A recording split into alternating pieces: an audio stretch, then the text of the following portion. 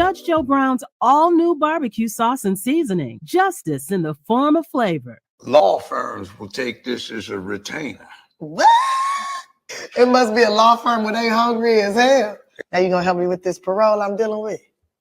Judge Joe Brown's all-new barbecue sauce and seasoning. Justice in the form of flavor. With one taste of our premium blends of all-natural ingredients, herbs, and spices, you'll fall in love with meat all over again. Judge Joe Brown's all-natural barbecue sauce collection is made up of 2 zesty flavors, original and spicy. There's only one way to bring order back to barbecuing. Just add Judge Joe Brown's all-natural barbecue sauce and seasoning, and you be the judge.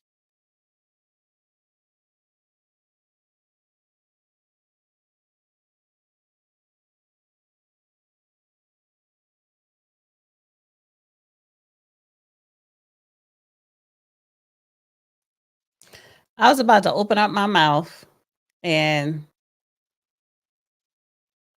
talk and not realize that I was on mute. Hi, happy Monday. Why does he do this?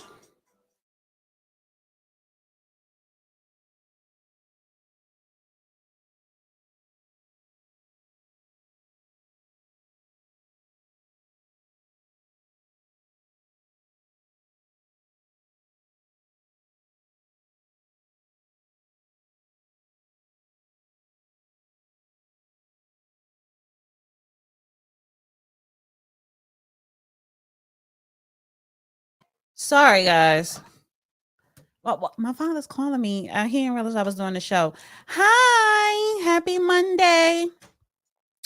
Well, I guess we could say it's Man Up Monday. Judge Joe Brown should be coming on any minute. I know it's no sound because I muted myself because my phone was ringing.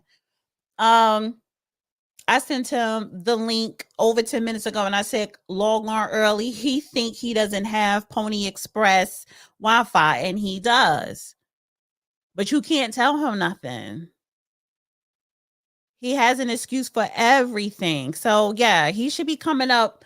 It should be any second. Because I said, listen, we have Mr. Mario, the lawyer who was here, LA Pink, they're coming up at 9:30. And there's a couple of topics I want to get in before then. This is why it's important to start on time. Log on. Please hit the like button. Please share this video. Yeah, she turned it back on. Okay. I don't know what you're talking about. All right. And hello to everybody on X. My X listeners. Hi guys. Please repost this on X. And you guys on YouTube, please share on all of your social media outlets. And the same with X people as well.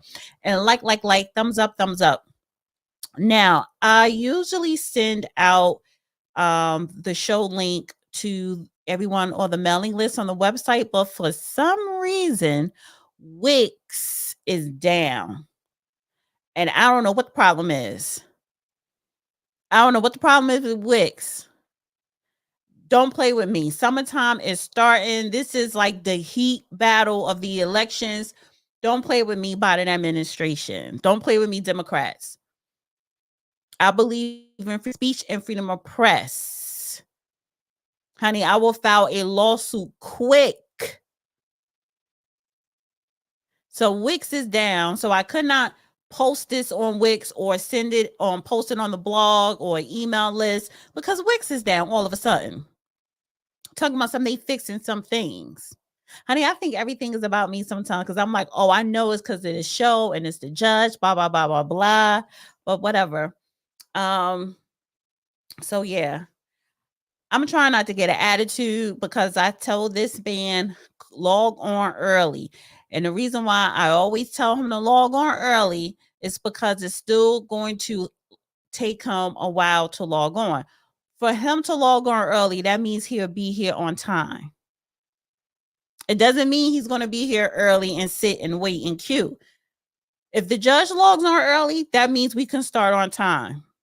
If he logs on at 9 o'clock when the show starts, that means the show is going to start late.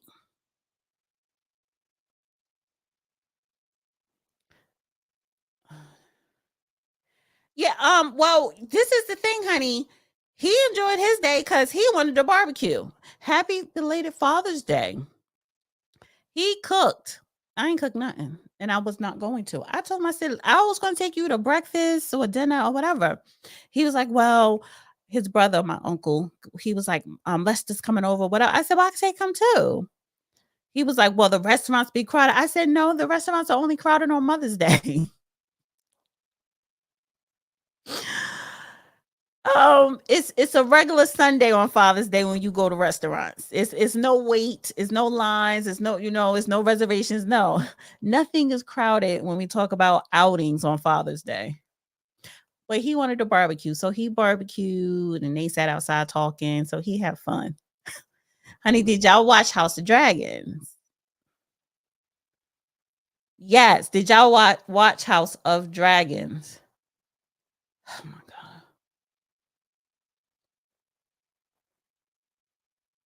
Yo, I hate this. I really do. I wish I could get a beef patty. I know that food was good. House of Dragons is the bomb. Eating barbecue makes you slow. It does. Slow like you got the itis slow. Slow like Judge Joe Brown slow and his Wi-Fi slow. Yeah. That's that type of slow. That eating barbecue sauce make you that slow. The Pony Express No, it Wi-Fi slow. doesn't. When I see a It's stupid thing called there for no. you to log in early. Yeah, well, it was no signal, so I couldn't log in. It was just saying connector not responding. Webs, whatever it is, was not responding. So anyway, takes time. Sam said, what's House of Dragons? Sam, don't play with me. If you ever heard of Game of Thrones, then you heard of House of Dragons. What And if is you it? never heard of 100 Game of Thrones, and then honey, I can't help you. You need to what go is see it? a therapist. What is it? 150 years before Game of Thrones. Yes, even you know, and you don't even watch TV. Well, I told you about it. No, you did not, honey. Yes, I I told did. you. No, you didn't. Yes, you did. Because I You watched did. Game of Thrones. You did. I watched it too. I got very upset with the ending when No, Mother of Dragons got killed off by the King of the North, which was supposed to be the dynasty, and they gave it to that little crippled, sick puppy who had all the visions and was about to do nothing but let the whole thing drift into hell, which is apparently what happened. And they never did do one thing in the whole damn series, which is Sam, what watch Game of Thrones. Oh my God. what planet were they on, and how did they get there? Because they weren't on Earth. Game of Thrones? Yeah, where were they? They were on Earth. No, they weren't. We don't have a winter that lasts several hundred years, and we don't have a summer that lasts several hundred years. See, Were you that was the whole thing. Targaryens? No, I'm talking about the whole thing north of the wall and all of that mess laid out in the books. It wasn't on Earth, but they never told us where it was. And the people you read the book? No. I did. I went into some of it. It's not one book, it's a series. I know it's a series. So what you did not read Game of Thrones? I read some of it, and I was looking at the series, and I just said, let me watch that because the book and the series weren't the same. What the deal is they're on some planet and they forgot they came from Earth and how they got there. So they've got these. The same thing? Yeah, they have these century-long winters. And they keep talking all through the Game of Thrones about the winters coming on, the winters coming on. This is going to be the longest winter. Yeah, and they haven't gotten there yet. Even when the story is over, it's just those zombie things up north are still beginning to lurk, and all of the rest of the things that go on. So in the stories, you've got generations that last through a springtime, a summer, a fall, and these folk are in kind of their fall for generations, and then they get into winter. So that's not Earth. So where are they? And the other thing is too, we don't have real dragons here, and we don't have some of the other things here, like those zombies north of the wall. So where are they? And on the book, the implication is that they came from Earth, but they forgot that, and it's a long time ago, and they had a bad setback, and they're recapitulating Earth's history, going through a long medieval period, feudalism and such like. I see some people subscribe, so I guess y'all could go to the website. I couldn't even go to my website, so I guess the website is up. But anyway, thank you for your dissertation and your inquiry into filling us in that Game of Thrones was not taking place on Earth centuries ago. Thank you. But either way, I'm Team Black when it comes to House of Dragon. So all right, let's get into the show. And what was that beeping in the background? Was that your fire alarm? No, it's not. It's a damaged refrigerator. You got too many issues going on. I know. Shit breaks down. Used to have refrigerators last 25, 30 years. This damn thing I got 11 years ago and it's broken down. All right, got another one out here in the laundry room, but this one is making all this noise. Ricky and I had to track this damn thing down to find out what it was. So the governor of Maryland, he just pardoned 170,000. That's not the first state for that to happen. It's going on around the country. I'm sorry, can I introduce the story? Go ahead. The governor of Maryland, Governor West, he pardoned over 170,000 convicts on marijuana and drug paraphernalia convictions. So I want to play this clip. Maryland's one governor caveat. Today pardoned more than nobody's getting out of prison that's in prison for these sentences, and all of these people have already served their time, so it's basically cleaning up their records. So the agreement is they weren't going to prosecute any further, and they haven't for the last couple of years. So there are no new convictions. These are just people that have already been through their sentences who are getting pardoned. So they got a number there where everybody who feels that they may have been left out or where you want to check, you can get added to the list. Can I play the clip, please? Go ahead. 175,000 marijuana convictions. Democratic Governor Wes Moore signed the executive order this morning forgiving all individuals in the state with misdemeanor convictions for the possession of marijuana or drug paraphernalia. This is the largest state pardon to date, according to his administration. Skylar Henry is in Washington. Skylar, great to see you. I know you spoke with the governor. What other details should we know about today's historic action out of Maryland? Hey, Weisha, good to see you. Yeah, this really targets some 175,000+ convictions that the governor said that he wanted to address, lower level marijuana convictions that he ultimately came out to say were impacting generations of people as far as how they move with everything from job applications to rental applications and so many things that have happened in their everyday life. And so now we know that this pardon will now address some 100,000 Marylanders, if not a bit more than that, particularly in areas that have Black and brown or more Black and brown communities. We're talking about Baltimore City, Prince George's County in Maryland, and elsewhere. When you break down the numbers, this is something that the governor, as well as those within his administration, have said that they want to continue to work on in various capacities, especially considering that these convictions really stay on people's records for some time now. And so as for how this will all work, we know that there is an electronic docket that will exist for every individual that has this conviction on their record. They say that it will be reflected as far as the pardon within the next couple of weeks. And then ultimately they will be able to get that second chance. We talked to the governor about why now? Why is it so important to actually have this happen in this moment. He said that for far too long, this disparity, if you will, this gap, if you will, especially as it relates to race, has existed, particularly in the state of Maryland. And so now he's hoping to be a torchbearer, if you will, as far as the state, hoping that other states will follow. Remember, Weijia, you know this all too well. President Biden did something similar on the federal level a couple of years ago. So the governor looking to follow suit. And Skylar, you also asked the governor to weigh in on the Maryland Senate race, in which is What'd you say, Judge?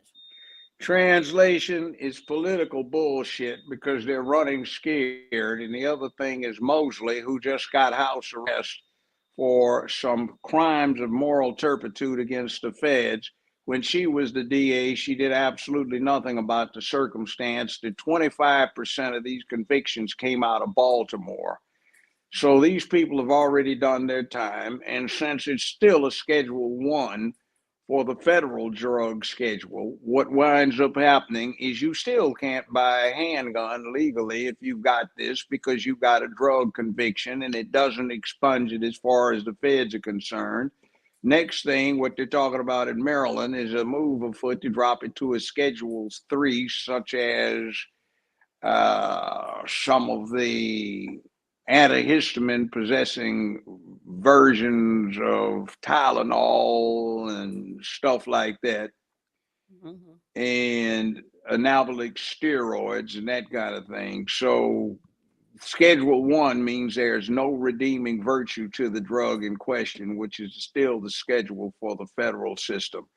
My general observation is it's fine. I think it needs to be decriminalized, but celebrating it, no, I'm not, because what we have is a lot of lazy sit on your ass, get high, and play vid game types who are not getting jobs and to deal with a drug that makes them a little bit more lethargic and absent-minded than usual. That's not a good thing. So I'm not impressed. But anyway. So you're saying that only thing it's going to do is just allow people who are smoking marijuana just continue to be lazy. Yeah, that's basically what it is, because most of the busts that you get are interesting. I watch these things because I used to be representing or presiding over for years. And it's like you drive through certain communities and it's illegal, but they're out there smoking a joint on the corner. Or it's illegal and they're sitting on the front porch smoking a joint. Or it's illegal and they're riding 4 deep through upscale residential area with one tail light out and registration 2 months out of date, and everybody's smoking a joint, 3 or 4 going at the same time in the car and whining because they got the music playing so you can share it from 4 blocks away. And it's kind of sort of, hey, get good sense. You put yourself in a situation, they just pick it on me. No, fool. You were in a place where the houses were upscale. People have to get up and go to work. It's Thursday night. It's 3 a.m. in the morning, and they can hear your music from 3 blocks away, and you just cruising because you feel like you're not going to run into the police. So instead of going someplace, you're out there getting high on the street. You just ran through 2 red lights, and of course the cops pull your dumb ass over. Mm-hmm. You know, that's not picking on you. That's supposed to stop you. But anyway, it is what it is. So it is a political move. And listen, if it would help people who have been incarcerated to get a job or, you know, have less red tape, that's a good thing. But I kind of do agree with you because, you know, to a certain degree, marijuana should not really be legal for recreational use because it's making younger people, what do you call it, lethargic? Lethargic. And I had my first wife. When I met her in her 20s, she was a heavy spot smoker. She retired 66 years old. She wasn't making any more money 35 years after I met her than she was when I met her. And she was a pot smoking, lazy somebody her whole damn life and still is. So, yeah, I saw it up close and personal. That's why I didn't stay with her but so long. The first Gotta go. First one. Sidebar, is your hat for sale? I just got it today. Oh, that's somebody else's company. Yeah, you just go in and they charge you $25 to put this on. So it's a sized hat. Wait, but is that your merch? No, it's not. Ricky and I just went in and she got one that says Ricky on the front, and I got Judge Joe. That's a personal hat. Well, I have to start getting your merch. We have to get some merch. I have to start getting you some merch. I just had this done. The hat was $24.95 and this was $25, so I got several of them. Okay. Red, gray, and tan. No, I wanted a dark brown one. They didn't have them in my size. See, it's size, not that one size fits all. Right. No. They were asking in the chat. So, you know what? I would say by the end of the summer, I'm gonna make sure the judge has some merchandise for you guys to purchase. Well, yeah. Come to think of it. Yeah, and honey, can you just can you unplug that refrigerator? Because I can't go. I can't unplug it because there's food in it. So it's not going to spoil you in 2 hours. It's not. I can't unplug it because it weighs how many 100 pounds, and I have to slide it out of an alcove to get to the plug behind it. And I ain't as strong as I used to. So I got to sit through that buzzard. I'm annoyed by the damn thing. I wish I could shut it off. I've been trying to, but I don't have a hand cart to get this thing lifted up. It's in an alcove, so it's about this much space on each side, and I'd have to be able to drag this 500-pound, 600-pound item out of the wall to unplug it. All right. Well, I see. So I called a repairman to come out and see about it, but you know. All right. I see Mr. Williams, Esquire. I don't see LA Pink, but I'm just going to go ahead and bring him up. And there's an interesting story about why it hasn't been finished repaired. The guy that was my handyman, real reliable guy, but this year his son, 36 years old, got shot to death. Somebody was pulling off a holdup, so he's been a little distracted, shall we say. Okay. Hi, Mr. Williams. Can you hear us? Oh, it looks like he's frozen. No, he moved. He moved now. Hello. Hello? Can you hear me? Testing. Now he's frozen. I'm frozen. I told you. Yeah, there's problems with us. They don't want us to be broadcast. Let me go see if I can try something with this thing. Hold on. Mr. Williams, can you hear me? I can hear you. Okay, now I can. Yeah, okay. So it was like your freeze up, and then it was going in and out. How are you? Good. I'm doing good. Yeah, I'm hoping that the judge could do something with his refrigerators, something. Let me mute his mic. All right, I'll bring him back on. Give us a second. Oh, speaking of super chats, yes, guys, if you have a question or a comment, please send it via super chat. Support the machine. Yes, support. Thank you, Felix. Let me put this here. Get some cerveza in that fridge. Bless you all. What is cerveza? Thank you, Felix. But what is that? What is cerveza? I have no idea. Unmute me. I did.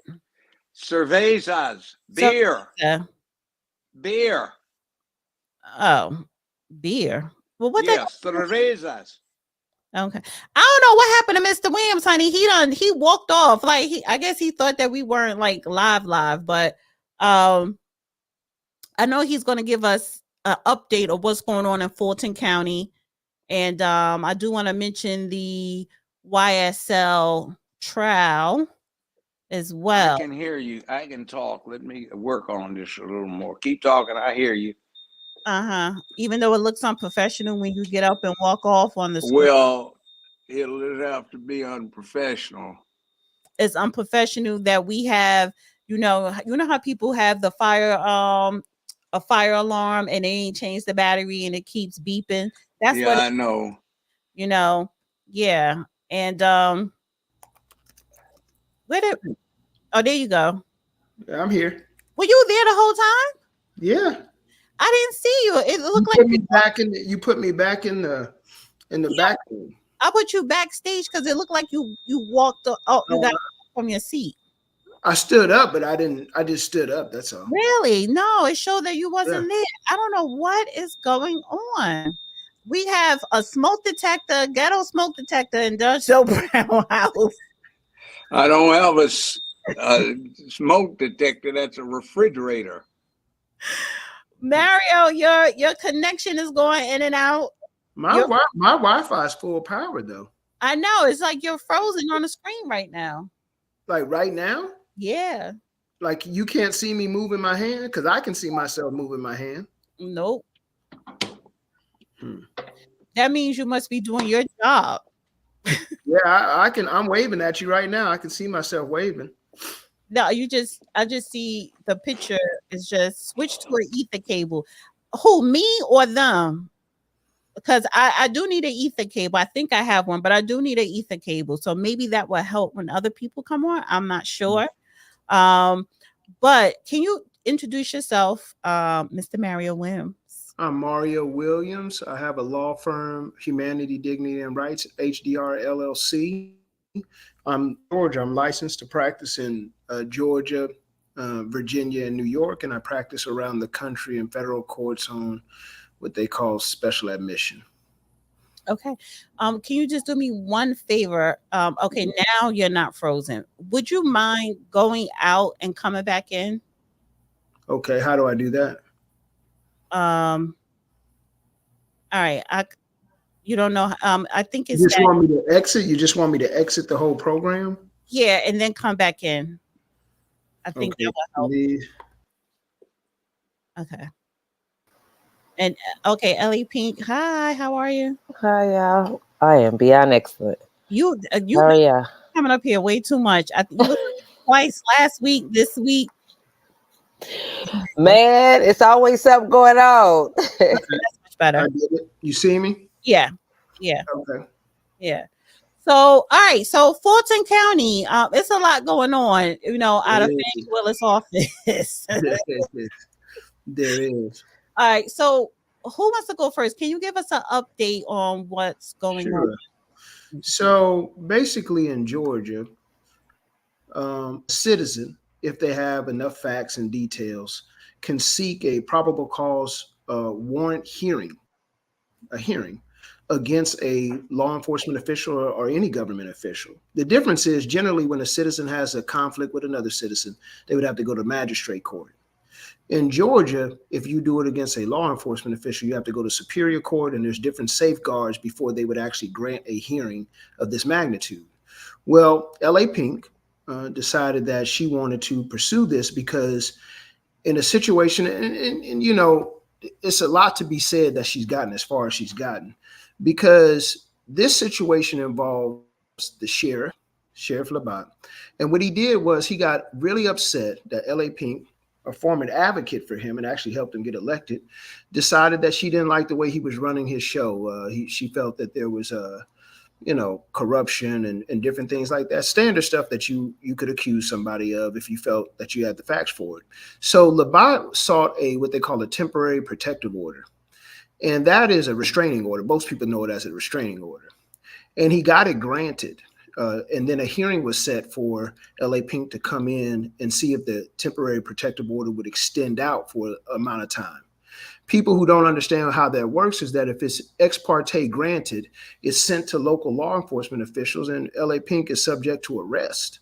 So she found out just by happenstance, because she has a lot of friends in this city, and said, hey, I don't know if you know this, but Sheriff Labat actually got a temporary protective order against you. She got a hold of it, read it, and it said in there that she had been warned to stop, but she continued to tag Sheriff Labat and his wife daily. So she said, Mara, this is completely untrue. I didn't tag this guy at all. You know, I've never tagged him or anything like that. I don't know where he's getting this from. So she went, he got scared. He dismissed the protective order. He had it dismissed. Can you see me? Yes, I can see you now and hear you. Yes. You there? Is everybody there? Yeah. Oh, okay. So you can't see us.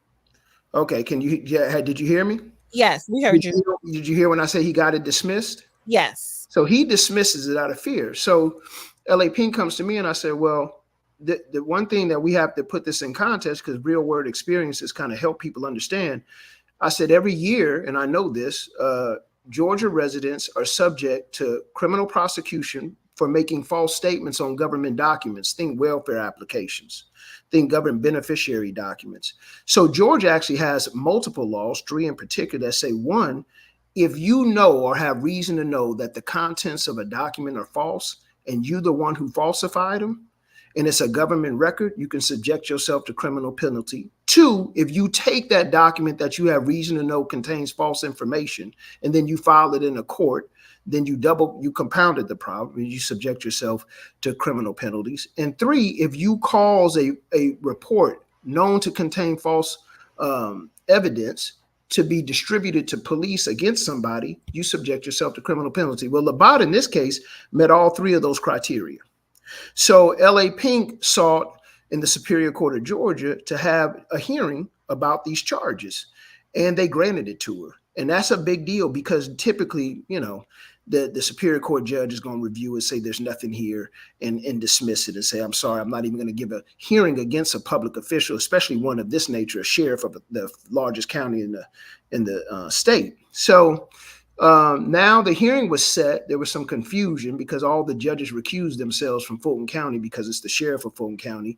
So it's going to get reset for another, I think it's about a week or 2 out. In the meantime, LA Pink went and got a social media review and report of all her Instagram and Facebook. And this is exactly what she said. She just simply did not tag this man.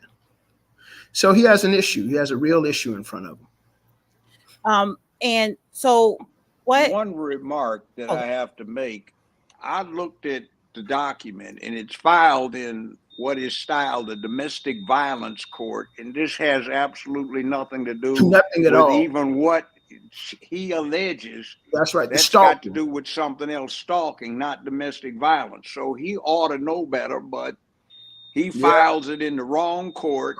He falsifies the documents. So that, I think, may have something to do with what's going on in terms of the courts looking at it. And it would also, to me, amplify any consequential civil damages that would come out of the whole thing because it's knowingly filed in the wrong court.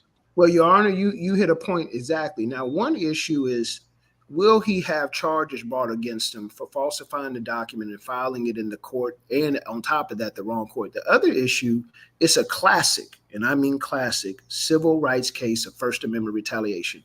LA Pink simply voicing her discontent with his management style and him as a sheriff, and then in what I call an extremely weak-minded and petty move, tries to ruin her life by getting her arrested and putting a restraining order on her just because he's dissatisfied, because he said it and you have to always remember, he tried to blame his lawyer.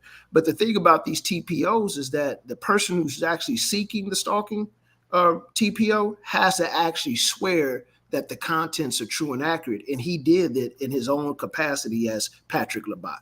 And didn't he fill it out in his own handwriting, as sloppy as it was? The verification. There's another thing too, abuse of process. That's for right. Purposes of abusing your client's civil rights, which are the exercise of her First Amendment rights. He is a public official, New York Times versus Sullivan. Even if you take what he accuses her of, which is false, you deal with what the real issue, she's been exposing him. That's her right as a citizen to do that. That's commentary on political representation. So he's way out of line. That's why I say he's weak. He's weak because I was an elected official. I got called all kind of names, communist, this, that, and the other. And you know, you just have to take it. And then people who did this to me are people who voted for me again. It's just, people just have opinions. You can't, if you're going to run for elected office and you're so thin-skinned that if somebody tries to expose you for what they think is corruption, you're going to go try to get them falsely arrested by making false statements as the sheriff. You don't need to be in office. I just want to say this one thing, because I want people to know that yes, Mr. Mario Williams and Ellie Pink have been on here several times, and the reason why I want them to keep coming on is to expose the corruption that is going on in Fulton County. This is an election season, and it's very important that people understand, us, the people, that we do have rights, and you have people in these positions of power try to intimidate citizens. So it is exposing the corruption because they're not doing their job, and they're taking advantage of not just taxpayers' job, but the votes and people rights. And it's just a lot of, I think, corruption that has been going on for far too long. Absolutely. Well, this is what I'll tell you too, because he made this extremely personal. And what I tell people in the political arena is that, look, and this goes across the board for a lot of what's going on in the country, and you have your own personal opinions about it, but this is the fact of the matter. You have to separate the motive for somebody bringing around a potential wrongdoing for whether, as a government official, you actually engaged in that wrongdoing. There's lots of, for Fani's a good example of this. She keeps throwing out the race thing. And I don't know if race or anything, to me, it has nothing to do with it. But you got to separate. You're in a political arena. If your opponent finds out or believes that you engaged in unlawful conduct, it doesn't matter about the motive that they brought it to light with. What the real issue is did you engage in the unlawful conduct?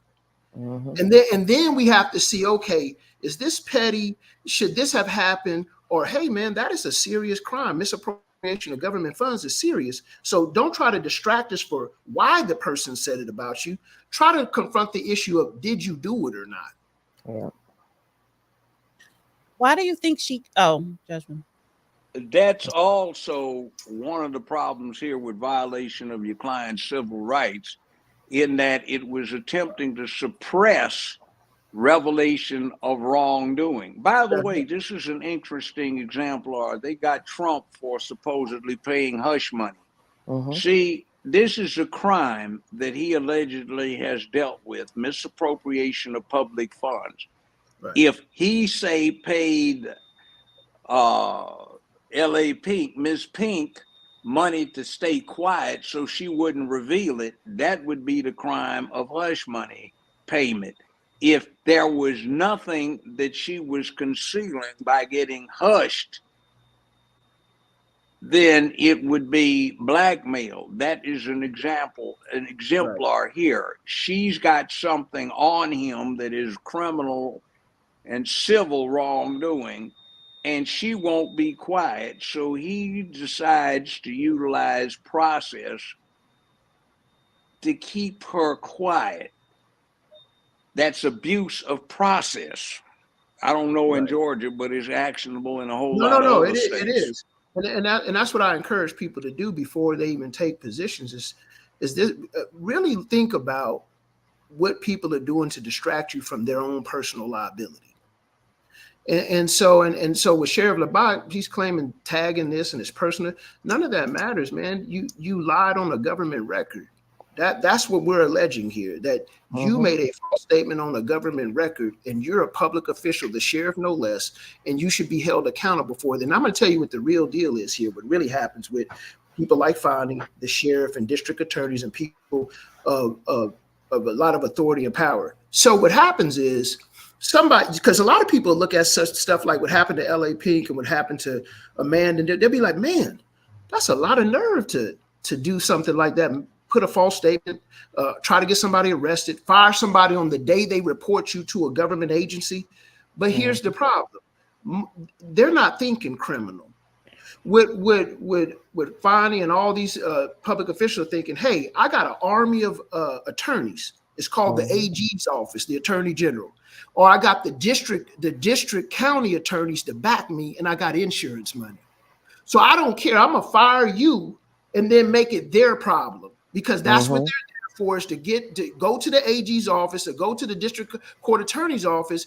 They have insurance money. They will defend me. If I get out on qualified immunity, I win. If I don't, they pay it out of insurance money. It never comes out of my pocket. But here's the difference. When you start taking magistrate probable cause arrest warrants out, the AG's not coming to help you because they can't.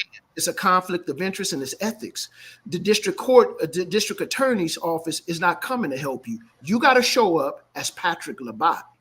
And if anything happens, it's going to happen to Patrick Labat.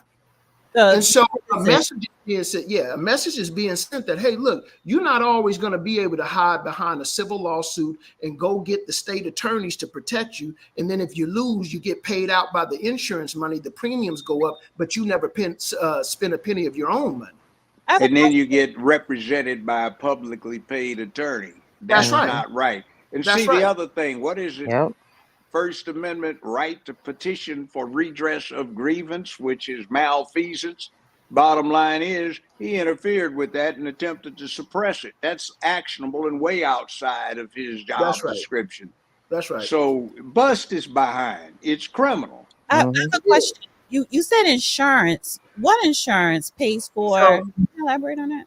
So what happens is the county has insurance on every individual in the county, especially law enforcement officers. Yeah, bond insurance. So when say a cop shoots somebody and you prove, and then a civil lawsuit is done, there's insurance up to a certain amount. It might be $1 million, $5 million, whatever. There's insurance. So even though you're suing the law enforcement officer, the jury typically never understands this. That law enforcement officer is not paying anything. He's going to pay up to the insurance amount because typically a case will settle within insurance policy limits.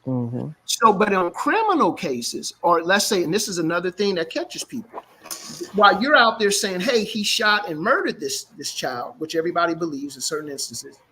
But if the district attorney really did their job, and this is a choice that families always end up being confronted with that they don't understand initially, if it is proven that the officer committed murder or some criminal act, insurance doesn't cover intentional criminal acts. So you win in the sense of, and I believe in this, holding the officer liable criminally for doing something that was criminal, but you might not get paid on the other end for the death. So when you talk about a Ben Crump, you mentioned him. Go ahead. This is why he doesn't criminally what do you call it? What attorney try to prosecute. So this is what I typically do in cases.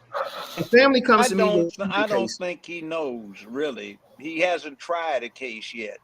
So he's never tried a case. And my information was the city of Minneapolis had a $250 million insurance policy, and he settles for $28 million before the matter goes to trial. So it isn't a conviction where they take it out.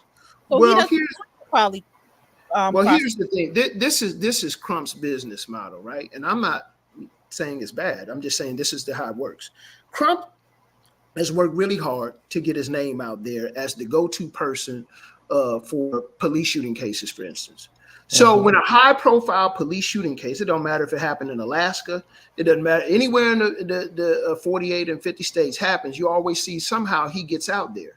Well, when he comes with media, and he comes with a lot of pressure, and so what happens with cities is typically they're like, look, we just don't have time. We don't want him coming out here with media and stuff. So a lot of times with Crump, his case is settled even without filing a lawsuit. And if he does file one, it settles real early. And therefore, there's no litigation of the matter. You see, so nobody really knows, he never gets to the point. Like I take cases where young African Americans have guns. People like Crump and them turn down these cases. I prove that it's a drop gun. Because see, the claim is excessive force, not no force. You can shoot somebody and then keep shooting them and then cross the constitutional line. So there's the situation is that he typically doesn't have to litigate cases because the cases that he settles are so high profile and so riotous in some ways that cities just back down immediately. You see what I'm saying? And so insurance money, he's an ambulance chaser. If you called me off the air, counselor, I'll tell you an F up he's about to get slapped in the face with. Good. He Okay. filed on behalf of somebody who has absolutely no standing to file the lawsuit, and he doesn't know it because he's unfamiliar with the law. So that's going to When you prove an litigate this stuff, interesting, yeah. So it's I going to will prove call an it. interesting embarrassment if the city doesn't take a dive and there's not bribery going on in the background. But Yeah, that's so frequently these days. But I appreciate what you're doing. So you set precedents that actually can impact other people. Because when you settle a case, you're not proving a damn right. thing. You're not No. setting a precedent. You're just settling it, and nobody admits any liability. That's right. So it looks good, but you didn't do anything to protect the public. You didn't particularly get a good settlement because Mm-hmm. if you can't try a case, somebody will say, screw you, let's go to trial. See That's how right. you look when we get in front of a jury Mm-hmm. and whether you know what you're doing or you fumble and stumble. And meanwhile, I know if you litigate, the better you litigate, the stronger your offers are in settlement. In other words, somebody that doesn't do this gets chump change offers, at least within terms of what's on the board otherwise. So That's right. it And is what that's it a good is. point, Judge. That's a good point because what happens Mm-hmm. a lot of times is that a lot of lawyers kind of fragment processes. So you have somebody who wants to do a certain phase of litigation, but when you start taking this stuff up to the appeals court, especially in public official cases, because there's qualified immunity, and Mm-hmm. that's the pitfall. So and people don't really understand qualified immunity, but in simple terms, a judge can literally say, I believe that a jury could reasonably conclude that your constitutional rights were violated. I believe that. I'm gonna give you a great example. I had the first big flashbang case in the 11th Circuit. Went up to the 11th Circuit, got a published opinion. The judge said, no, Mar, you're right. Throwing a flashbang through a window at 5 a.m. in a little bitty room with a whole queen side bed takes up the whole room and lands on a woman and burns her to death almost. Mm. It's wrong. A jury could say, man, that's wrong. That's a constitutional violation. But you know what? We're going to give this officer qualified immunity. And so the case is over. Well, Now imagine in the United States of America, a federal judge could say, hey, this is a constitutional violation in my opinion, but I'm going to let the officer walk because of qualified. Let And me so ask you, that's a very interesting doctrine, qualified immunity. I'm not going to say that it's not necessary, but I'm going to say that I believe it's overused and you should allow juries to resolve factual issues before you start using it. let me ask you this. Let me give you something before I forget. Judge Bernice Donald of the Sixth Circuit wrote an interesting opinion. It's relative to the juvenile court down here in Memphis about somebody exceeding the scope of their authority, which removed the qualified immunity. And in this case, they were talking about a judge. So you might want to look that up. It's not been decided in your circuit, but it's It does. well written. It does that. That is what happens. The only way you be qualified immunity is if there's a similar factual pattern or somebody just intentionally violates like the judge said, exceeds the scope of their authority because they've intentionally violated a federal state statute. Yeah. Now, the thing about this I want to ask a qualified question immunity, I want to ask a question about it. I know, but one other thing to set the stage, the qualified immunity comes from an extension of the sovereign immunity. See, you can't sue a sovereign. That's right. City, county, state, feds, unless they give you permission to sue them. So what happens is when somebody's acting as an agent of the sovereign, then they get the limited sovereign immunity extended to them as the active component of the sovereign immune entity, which is some governmental entity acting. Okay, I want to ask a question. No. Trump, he wants to give all police officers qualified immunity. He said if he's elected. So he would make that. First of all, all police officers have access to qualified immunity now. They look, I'm telling you right now, when you file a case, especially against law enforcement, qualified immunity can be filed according to the Supreme Court, and I know this very well. Qualified immunity can be filed at the motion to dismiss, the first stage of the case, trying to get rid of it. You can lose it there, file it again at summary judgment, which is the last stage before trial. You can lose it there and then file it again after the jury comes back with a factual verdict and still win. So, so for Trump to say that every law enforcement officer needs qualified immunity, they already have it. They have the ability to raise it at every litigation phase there is. And they might lose it the first two phases, and then a jury resolves factual issues and win it on the last phase. But I'm going to tell you the most interesting constitutional thing out there. It's not the most interesting, but it's very interesting. You know the young man that got shot up in Florida when they came to the wrong door and he brought his gun to the door? Mm-hmm. So interesting thing that people should think about, and I've raised this before, is that when law enforcement has the no-knock warrants, where they don't have to knock and announce before they do a break and rake or a break and entry. So if you don't knock, you have to always remember in this country, especially in the South, Second Amendment rights are the touchstone. You have a right to bear arms in your home with limited exceptions of felonies and stuff like that. You have a right. So imagine if an officer does not knock and announce, it's 5 a.m, they break and rake your window or they break and enter your door and you grab your gun. Imagine this, because you would naturally do that to defend your home. Mm-hmm. You grab your gun, you point it at the officers, like the young man in Florida, you point at the officer, he shoots you. Your family comes and says, hey man, we got video. These guys didn't knock and announce. He thought they were breaking in the house. He had a right to point the gun at him. They get qualified immunity because they reasonably feared for their life. Yeah, why is that when police officers can say, well, I was scared? Well, why are you a police officer? Right. Their conduct created the very danger that they use deadly force to bail themselves out of. You see what I'm saying? So then why are they allowed to use that? Look, in other words, if they are not soldiers, their job is not to put it on the line. Their job is not to, okay, we've got an acceptable casualty rate of 15 to 20% on this mission. So if 15 to 20% of you get shot up, that's okay. This is not where we've got this is in the interest of the national security, so you can die.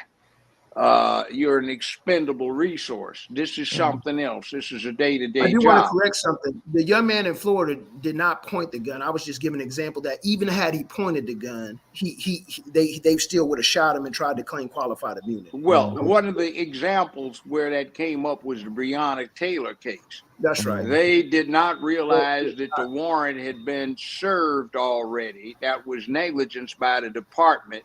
When they busted in, the current boyfriend opened fire.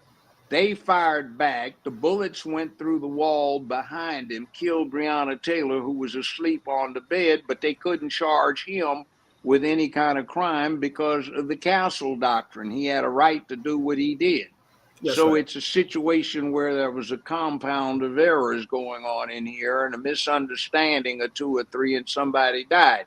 That's collateral damage. It's like, it's not fair. It's like you are operating a vehicle on the freeway. The speed limit is 65. You're going 65. An accident happens and you die or somebody else dies. It's collateral damage, but you don't want to give up the convenience of being able to operate the motor vehicle. You accept the collateral damages.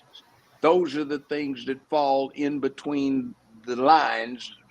They fall in the cracks. Everybody froze. Yeah. Well, no, everybody froze, it looked like. No, you're the only one that froze, Mr. Williams. Can you hear? Can you see me? We can hear you. We can hear you. It's just that we can't see you moving because it's just like still shot. And you know what? The last time you was on a show, you weren't sitting there. You were someplace else. Right. And the connection was perfect. So maybe it's where you're at in the house. Maybe, but this has got nothing to do with that, Dana. This has got to do with the subject matter, and we're getting interfered with because we are talking about the law, and it impacts on that Trump garbage that they've got going up in New York. It impacts on that garbage with Fannie.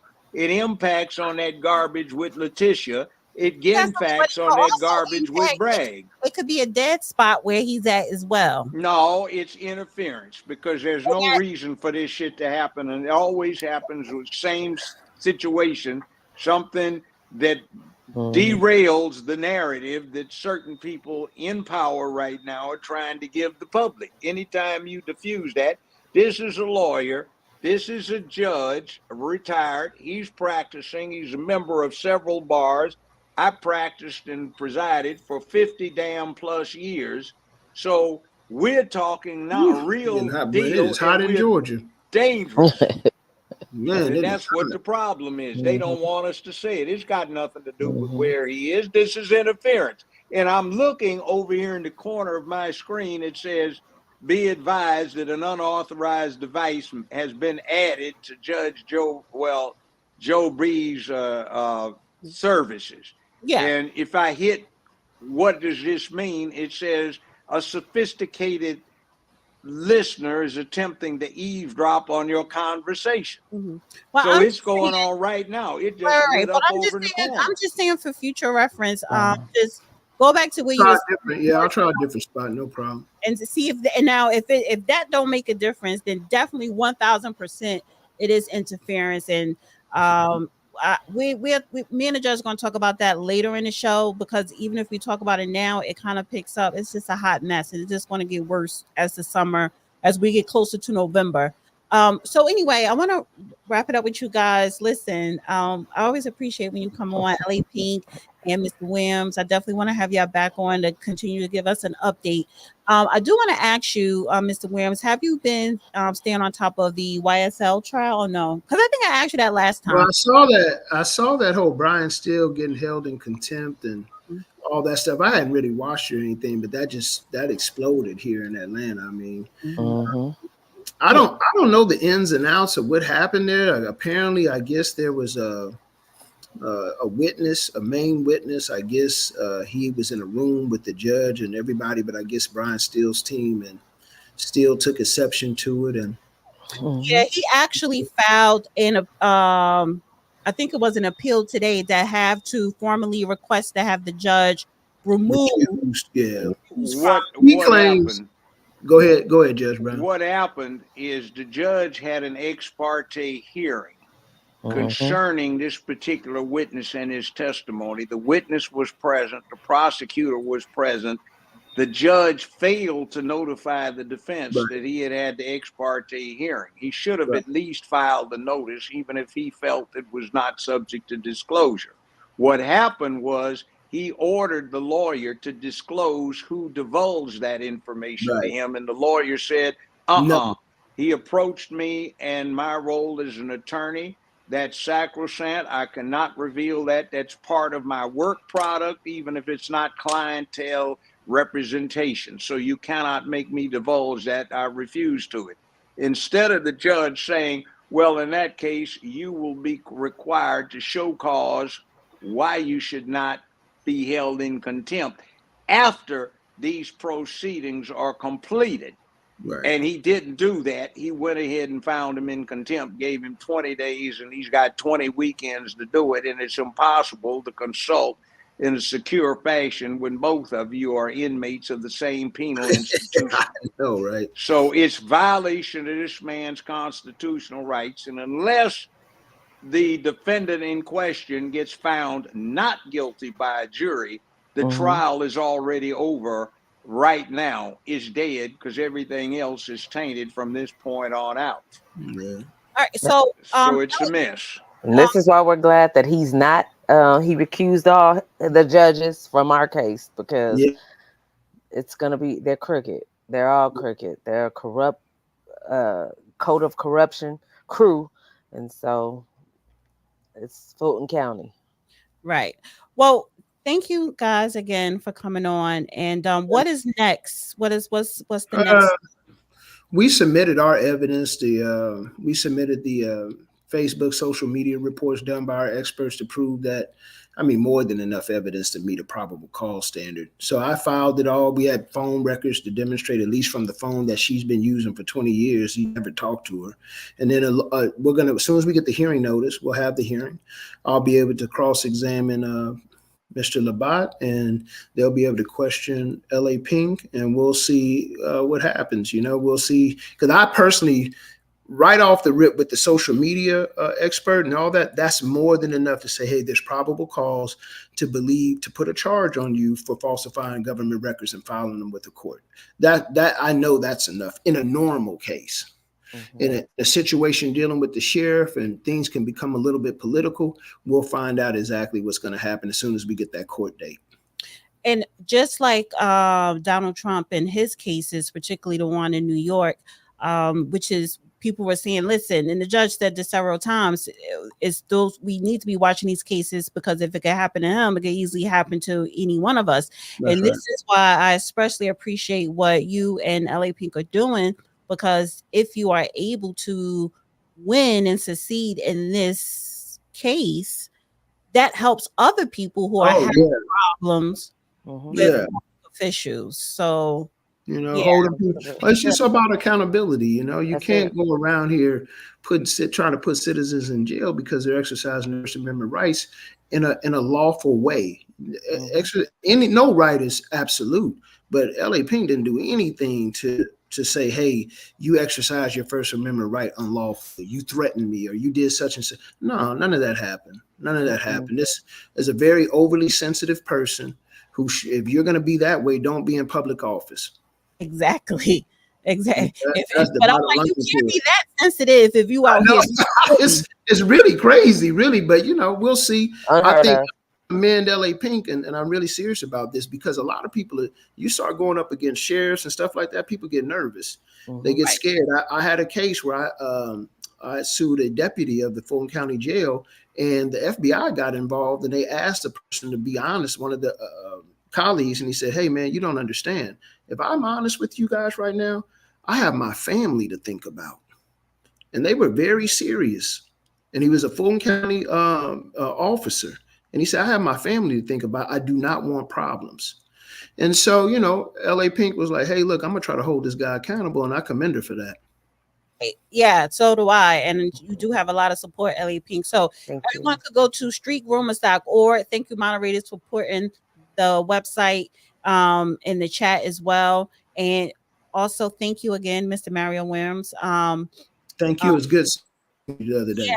And your website is in the chat as well, and it will go in the description. Oh, I appreciate that. Yeah. I mean, he's a good lawyer, honey. So y'all need to, especially y'all live in Georgia, y'all better call his office. By the way, I'm referring a client to you who's got some already. I did, but she needs to hook up with you. I gave her your number. I appreciate that. And she's got a problem with some crooked stuff with guardian ad litem fees and custody evaluation fees, where Cobb County, she lives in Fulton, but the case is in Cobb, and we're trying to induce the clown. Okay. Okay. So it's like $35,000, $40,000, $50,000 awarded in guardian ad litem fees versus $8,000 for attorney fees. It's a crooked thing with some of the judges, and it's kind of ruinous, and it's a black-white thing straight up and down. But anyway, you'll recognize the last name. Okay. I appreciate it. I appreciate everything, and I'll see y'all next time. Yes. All right. Thank you, Judge. Kingdom blessings, everybody. I appreciate it. Good luck and kick some ass. All right. All right. All right. Kingdom blessings, y'all. I love having them more. That's entertaining. Great. Well, yeah, honestly, it was entertaining because it was very informative. And you always say this, listen, there are not enough good attorneys. And Mr. Mario Williams is, from what I can see, an excellent attorney. So listen, his website is in the chat. I'm going to be putting it in the description. In Georgia, and I think he has his license in a couple other states. I think Washington D.C. and something. But if you need an attorney, especially if your constitutional rights was violated, reach out to his office. And LA Pink, streetgroomers.org. Go and support her organization as well, because you need good genuine community activists. So, you know, and if she win this case going up against this sheriff in Fulton County, that helps everyone else having these issues, not just in Fulton County, but in the state of Georgia and any other state. So, yeah. All right. Should we touch again on the YSL trial? I mean, there was Zoom. I'm glad I'm not on that jury, honey, because now the prosecutor, because remember all last week they had the guy Woody, their hostile witness, on the stand all last week. And now they are going to be playing the police station interview where they were questioning him, I guess, a couple years back. And they said, well, it's like 100 and some hours of interviewing time. So it's going to take them some days to sit and watch the interview. And I think the jurors have to sit and watch this interview, right? So I guess it contradicts what he was saying on the stand. This case is now, I think, day 95. Day 95. So a little over 3 months. I think the prosecutors are dragging this out. What do you think? I think the judge doesn't know how to keep things moving. Okay. I would not allow that. I've been in some long trials. I remember one, it was a federal case way back, almost 40 years ago, and it had to do with pornography and stuff. And we sat through 3 weeks worth of looking at porn films, which got so damn boring. And some of them were sick because they dealt with necrophilia or snuff flicks and all that kind of stuff. So stuff can drag on forever. But this case could have been moved a lot more expeditiously. And one of the problems was the judge was letting the female prosecutor, most obviously inspired by her boss, Fannie, to drag on and on, get totally out of line, totally disrespectful, deal with things that had no business coming in, doing things that were really inappropriate, and not moving the case on. Like, that's enough, move on, the next point. All right, your exceptions are noted for the record. Let's get the next one, move on. Everybody meet in my chambers in 10 minutes. Madam Court Reporter, please put your stuff in there. We're going to have a hearing. And you sort of have one of those come to Jesus meetings back in your chambers, and you straighten stuff out. And you might have told everybody that another example of this, and we are going to have a show cause hearing why somebody should not be held in contempt when this case is over with.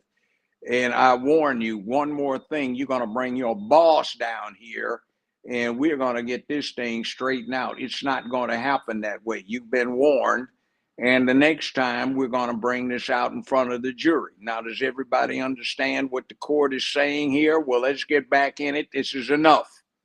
Your Honor, you have heard the court's ruling. I dare you to deviate from it. Say something. Let's go back out there.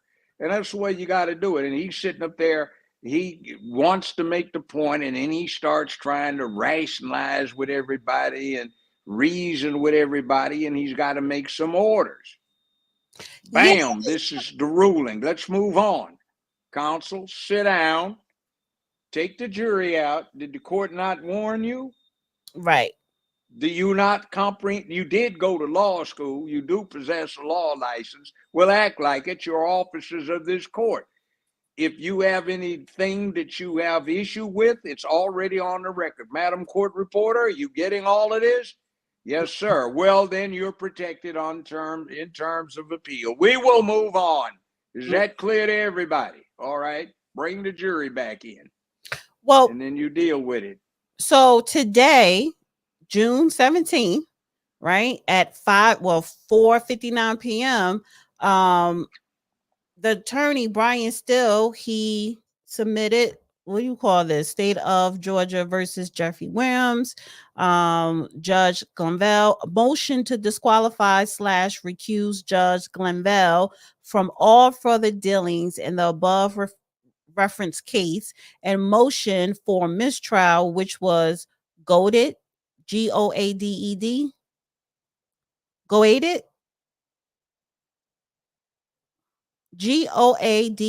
How you pronounce it? Goaded. By the improper conduct committed in concert by the court and prosecution. You're muted, Judge. Goaded. You're talking about goad to provoke, or in other words, his motion was provoked by the conduct of the judge. That's why I guess what I'm getting from what you're saying. It says goaded. It says motion for mistrial, which was Goaded, goaded or gold. Okay, and goaded means you take a prod and you stick the cow and you goad him to go that way, or you hit the donkey and you go with it, or you get a cattle prod. The improper conduct committed in a concert by court and prosecution. So he issued this today to recuse and to have he filed it. So the judge is going to deny it, and it'll go up on appeal if there's a conviction. Like I said, everything from this point on out, unless there's acquittal, is going to be pretty much, this trial is a waste of time from here on out, and a mistrial should be granted. Though the judge might say, well, let's see if he gets if he gets a not guilty verdict. If he does, that's the end of everything. And if not, then it could be taken up later. The judge that's overseeing this. Yeah, he's got a rule on it. Judge Gavelle got a rule on this motion. Yeah, it doesn't. You just can't bypass the judge. You got to give him the opportunity to correct his own errors. Slow down. Brian Steele, the attorney, had written up, what is that, an appeal, or?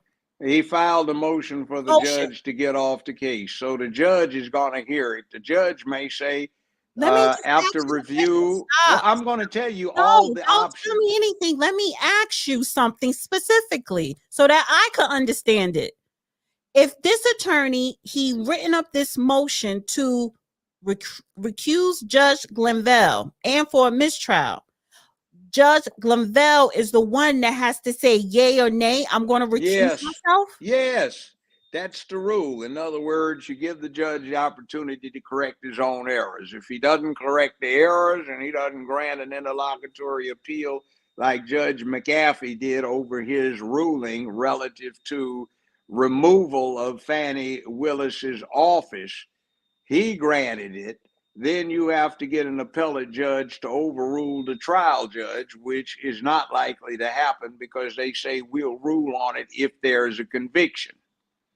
So what happens is you give the trial judge, the opportunity to correct his errors. Sometimes that happens. He might say in reconsideration, all matters of service of a sentence for contempt will be held in abeyance until after this trial is over. And then the motion would become, well, we got a problem here with the chilling effect of this particular conduct. And the judge might say in further reconsideration, the ruling of the court that the defense counsel is in contempt for failure to reveal the identity of the informant was poorly taken, and the court will reverse its ruling. It could do that, but you have to file it and give the trial judge the opportunity to correct his own error, if there is an error.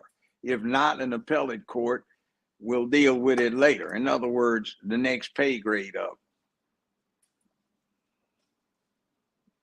Got it? In other words, it's like this. You get a traffic ticket. Are you going to talk the cop out of writing you the ticket? Maybe. If the talk doesn't work, then you tell it to the judge. Got it? Can you hear me? I can hear you. I'm doing something right now. Oh, okay. Just mute up for a second. And guys, I need everybody to hit the like button. But right before this show started, I always post the show on my website, and then I send out the show to everyone on the mailing list and blog it. And apparently Wix was down. It was down before the show started. It was still down even after the show started. But now the shit is up. You know, and I'm looking at the numbers. It's kind of low tonight. And when I post this on the website, it helps. But I wasn't allowed to because Wix all of a sudden was down. Wix.com. And then I typed in my website, it was not coming up. And now it is. Well, I'm telling you, I'm looking at a note on my phone over here Well, just we know saying your there's an unauthorized device. Somebody is eavesdropping. I know, but your whole system is cloned. I know that, but mine is not. I know, but you got infected. That's the whole thing. With the conversation is not comfortable to the powers that be. This is fascism. Now this is bullshit. This is modern day Nazi Germany, 1932. Fast forward 90 some goddamn years, 80 some years. Right. 90. Almost 90.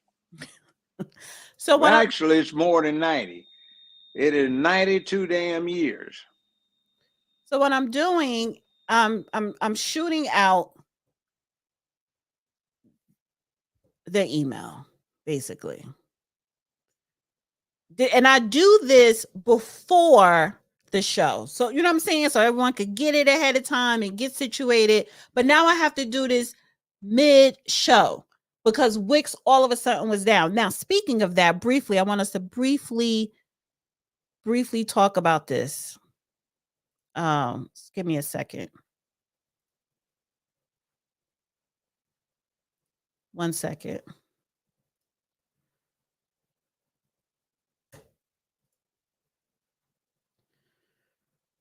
Now it's down again. Gotta be kidding me. All right.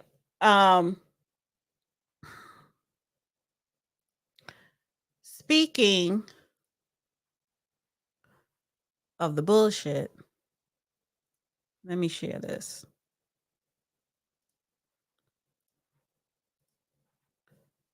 All right.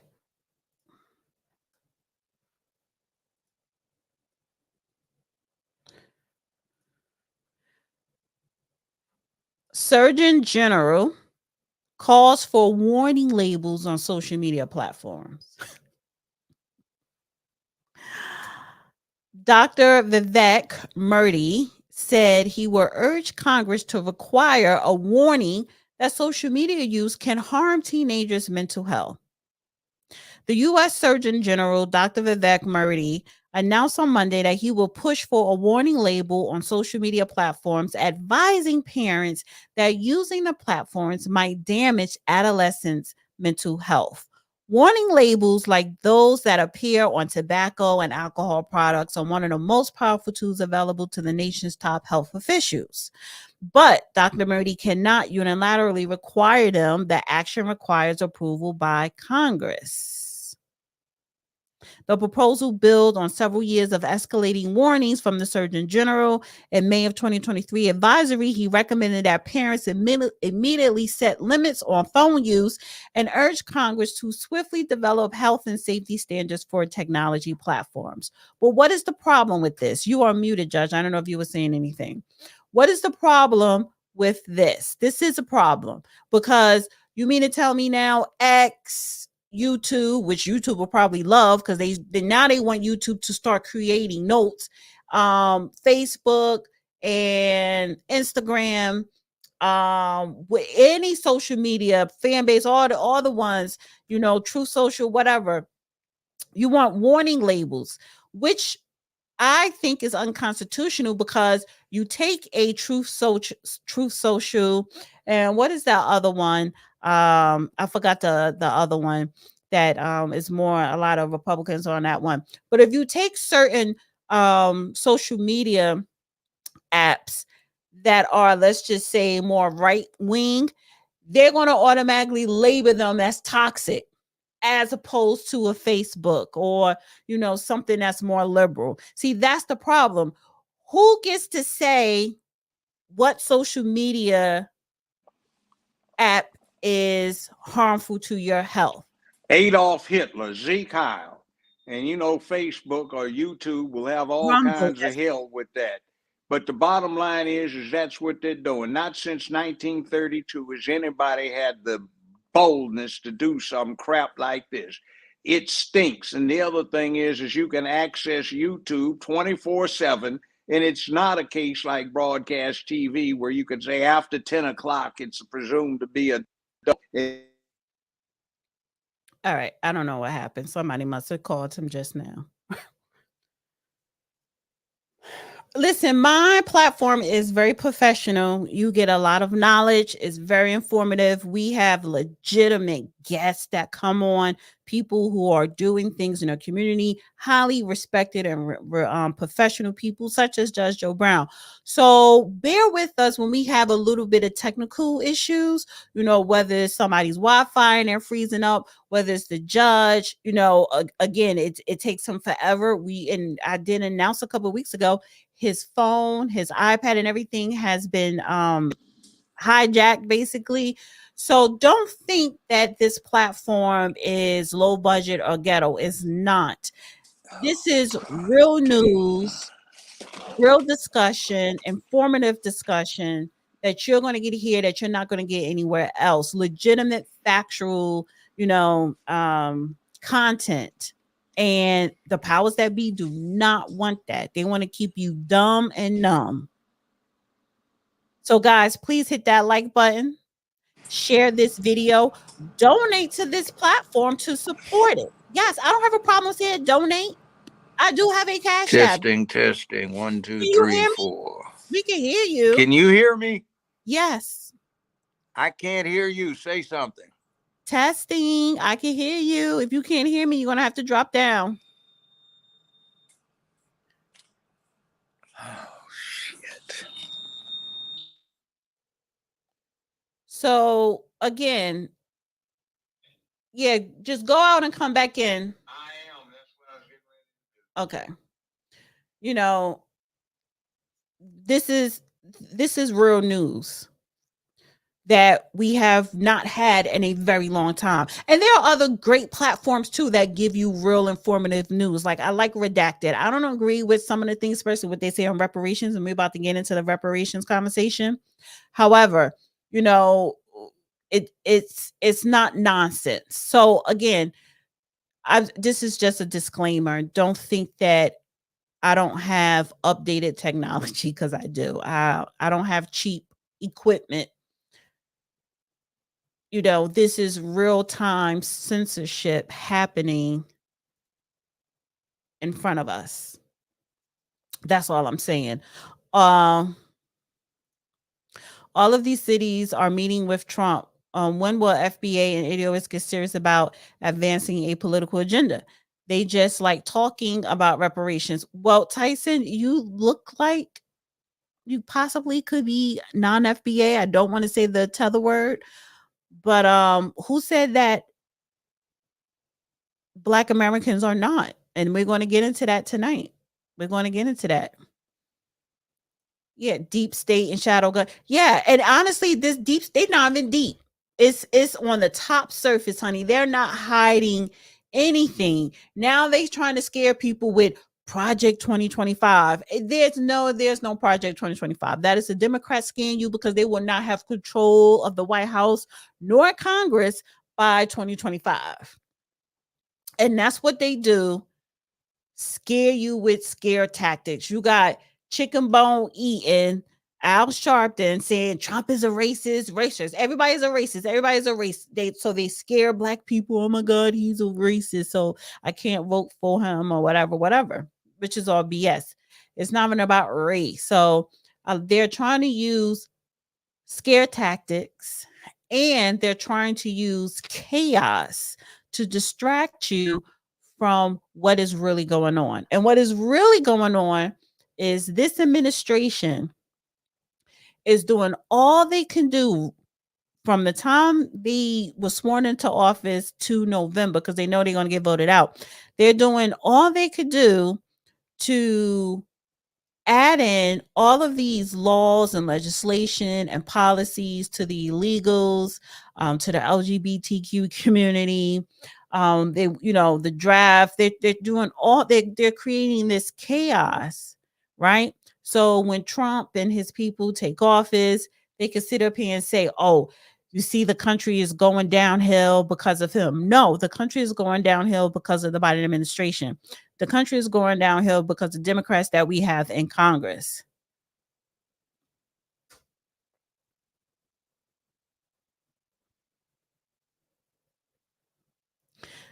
Yeah, I don't need a sign.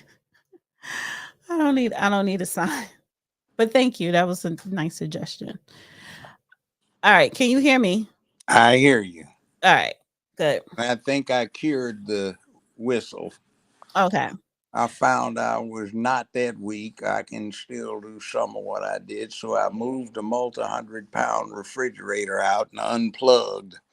Mhm. Got a little shock from it, but a little thrill. What the hell? Okay. Well, all right. So let's move on to the meat of today's show, right? Just briefly though, I do want to acknowledge this because I did put it in the title. So Tariq Nasheed, he held his reparations rally in DC this past Saturday. I went to the first one, which was about 2 years ago. I went to the first one, and it was good. It was good. And now I'm pretty sure this year it was more people, most likely more people, because he had more time to promote it and everything. And the first time when he had it, it was around the same time that it was that weekend when you were debating Microwave Dyson. And that week thing that we did up in Wilmington, Delaware. yes, and so the next far right after that debate, I drove to DC, went to the reparations rally. Listen, the people of DC, some wonderful people, some wonderful Black people in DC, very warming people. But anyway, he held the reparations rally, and it was a success. It was a success. And a lot of people, retweeted. A lot of people went there and they posted up videos, retweet, the speakers. Now, a lot of people don't agree with some of the speakers, like I don't know what that. Like some people may have a problem with Vicky Dillard or Visit Islam, and that's fine. But it doesn't matter. The fact is that everyone, did a good job, and the event was a success. Now, with that said,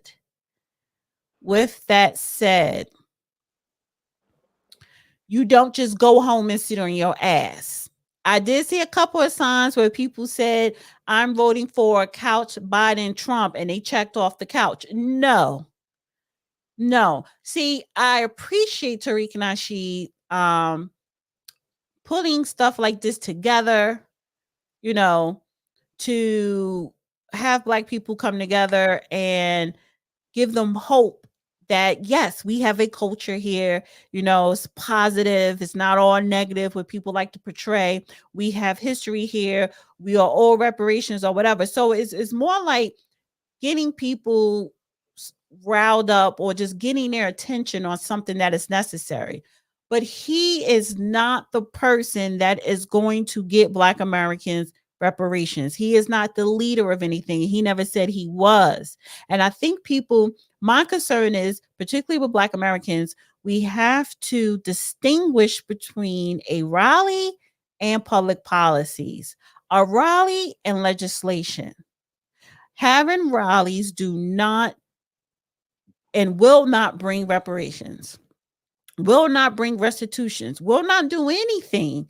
It's just a place for Black people to come together, do some networking, get motivated. But you're supposed to take that energy back where you live at and organize. And if you're not doing that, then you need to shut up. Well, I'll cut the check. Actually, my perspective, I'm not interested. I'd like reparations, but I'm about Black power. I'm not about asking anybody for a damn thing. It's about have the power to make it happen rather than asking somebody to do it for you. That's the wrong way. That's childlike. You got to be masculine and say, this is what's going to happen or there will be consequences, and nobody's talking about it. and they keep voting for the same jackass party that doesn't represent them, that represents the rainbow cult, not black folk. So, by the way, I think they added black to the rainbow cult flag these days. So I guess that's been co-opted too. But I'll be damned if I'm going to get up and do that shit that they did back in the 50s, being down on your knees while somebody's beating your ass across the head, kicking your ass until somebody else feels guilty about it. That's not the American way. Black, white, brown, red, yellow. So I'm too old to do that. I want power, black power, like everybody else has power. And there are consequences when that black power is ignored. So until somebody gets to talking like that, I don't want any part of it. That's just me. And it's got nothing to do about being against white people. It's like same thing the Irish did, the Italians did, the Mexican Americans did, the Native Americans did, you name it. The Jewish Americans did, the English Americans did, Scotch Americans did, Irish Americans did. It's about power. And these damn fool Negroes cannot get it in their souls that they do not owe any goddamn party any damn loyalty. They are supposed to deal with casting their votes to maximize the benefits, effectiveness, and tangible outcomes when it comes to voting. It's a bargain. Right. Not a giveaway. They don't own your dumb ass. Come off of it. Right. I want to ask you, so again, listen, the rally, yes, it was a success. But one thing I will say, Tariq Nasheed gives people, particularly Black American voices, a platform. But it is to your do what? no. Let me finish. And whining for 50 years and ain't done shit since the 60s. So when are we gonna do something? Right. That's what I'm saying. It is your responsibility to do something, not his. Yeah, I know. So bottom line, shut the hell up and do something. Right. So is this like, listen, the judge don't have to come on no social media. He don't got to be a guest on nobody's show. We don't got to do this show. He don't have to, he could literally sit on his ass, but he chooses to be here and to educate the masses, to inform the masses, right? I don't give one goddamn penny for this. This is done out of the goodness of my heart, trying to save America and save some black folk in America, some Native Americans also, some Irish also, some Italians also. And I'm not getting paid for this. I have no goddamn hustle. I don't get 2 cents out of this. I get some advertisement for barbecue products, and that's it. Right. So I'm not doing this for hustle. Every son of a bitch out there doing this black voice shit is getting a hustle. He's making a living off of it. Like these pulpit pimp preachers. If you're going to get free, you do it free. Well, now, I have nothing to gain off of this. I ain't doing nothing for free. Sorry. Well, you have expenses and you gotta be able to afford to be in a position to do this. So you get paid. I don't have a problem with a preacher getting paid for his services, but these damn pulpit pimps getting rich off of some folk word about going to hell think they can buy their way out of it. That ain't right. So listen, and this is the thing, and I don't, movement pimps either. Right. No, like I don't have a problem with people, getting compensated. However, I don't get compensated a lot because of the content that I talk about. If I talked about celebrities, if I talk about relationships, I would make hella way more money. I would. If I didn't have the judge here and I talked about celebrities, even if I didn't have him here and I just went hard on the illegal or the migrant crisis, I would make hell of a lot more money. So I'm associating with myself with someone who Big Brother don't like. And you would think, oh, at this man age, you know what I'm saying, that he doesn't have a reach, but he does because Big Brother don't like him. So I don't make a lot of money because of the content that I choose to talk about. And anyone who, you know, yes, there are people like Al Sharpton, you know, they do hustle on Black suffering. Goddamn pimps. Right. I'm not saying that's Tariq Nasheed because I do appreciate his. I'm not calling him that. He's just making too much money off of it. You ain't getting free if you don't do it for free. True. But that's the thing. He's not a revolutionary. He's not a politician. He is in media. He created documentaries, and I appreciate that because it's educational documentaries that you were in one of them as well. So education and educating Black Americans and all of America and everybody everywhere is very important. So I don't fault him for that. But what I'm saying is because he have a large following, the problem that I have is a lot of Black Americans look to him. And why are you looking to him?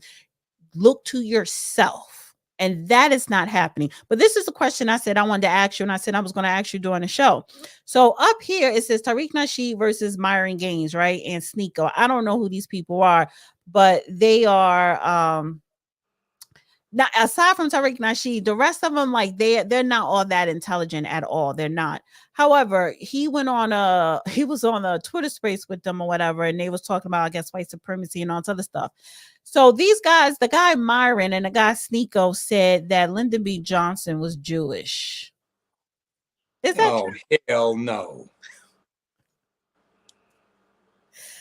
And that's what I'm saying. People just make up dumb shit. I knew his damn girlfriend, Marie Brown, no relationship to me. We used to talk at some great length. I met the son he had with Marie Brown in 1965, looked just like him. And I met the son that he had in 1966 with a Black White House secretary who looked just like him with a slight suntan. Mm-hmm. And he wasn't Jewish. Right. Good old Southern boy. And Quick. he got a good heart. See, what a lot of people don't realize is how he got his political start. Is he opened up a private school that he taught in for Mexicans and Black folk who were illiterate that needed to be educated. A sheriff killed his dog, and he got pissed off and decided to run for public office. So he registered Blacks and Mexicans to vote, and he got his buddies to take all of the above to the polling places on election day in the back of their pickups, and he got elected to his first office. We held him up there above everybody, with the exception of perhaps Abraham Lincoln, and that was even with reservations, as doing the most for Black folk, and he did. Right. So it still is a record until we got Trump in that has not been beaten, and stupid idiots, ignoramuses who fell for the jackass propaganda start calling Trump a racist. Well, Trump hasn't acted a racist. He said a few things that you could construe that way, but let's take the Central Park Five.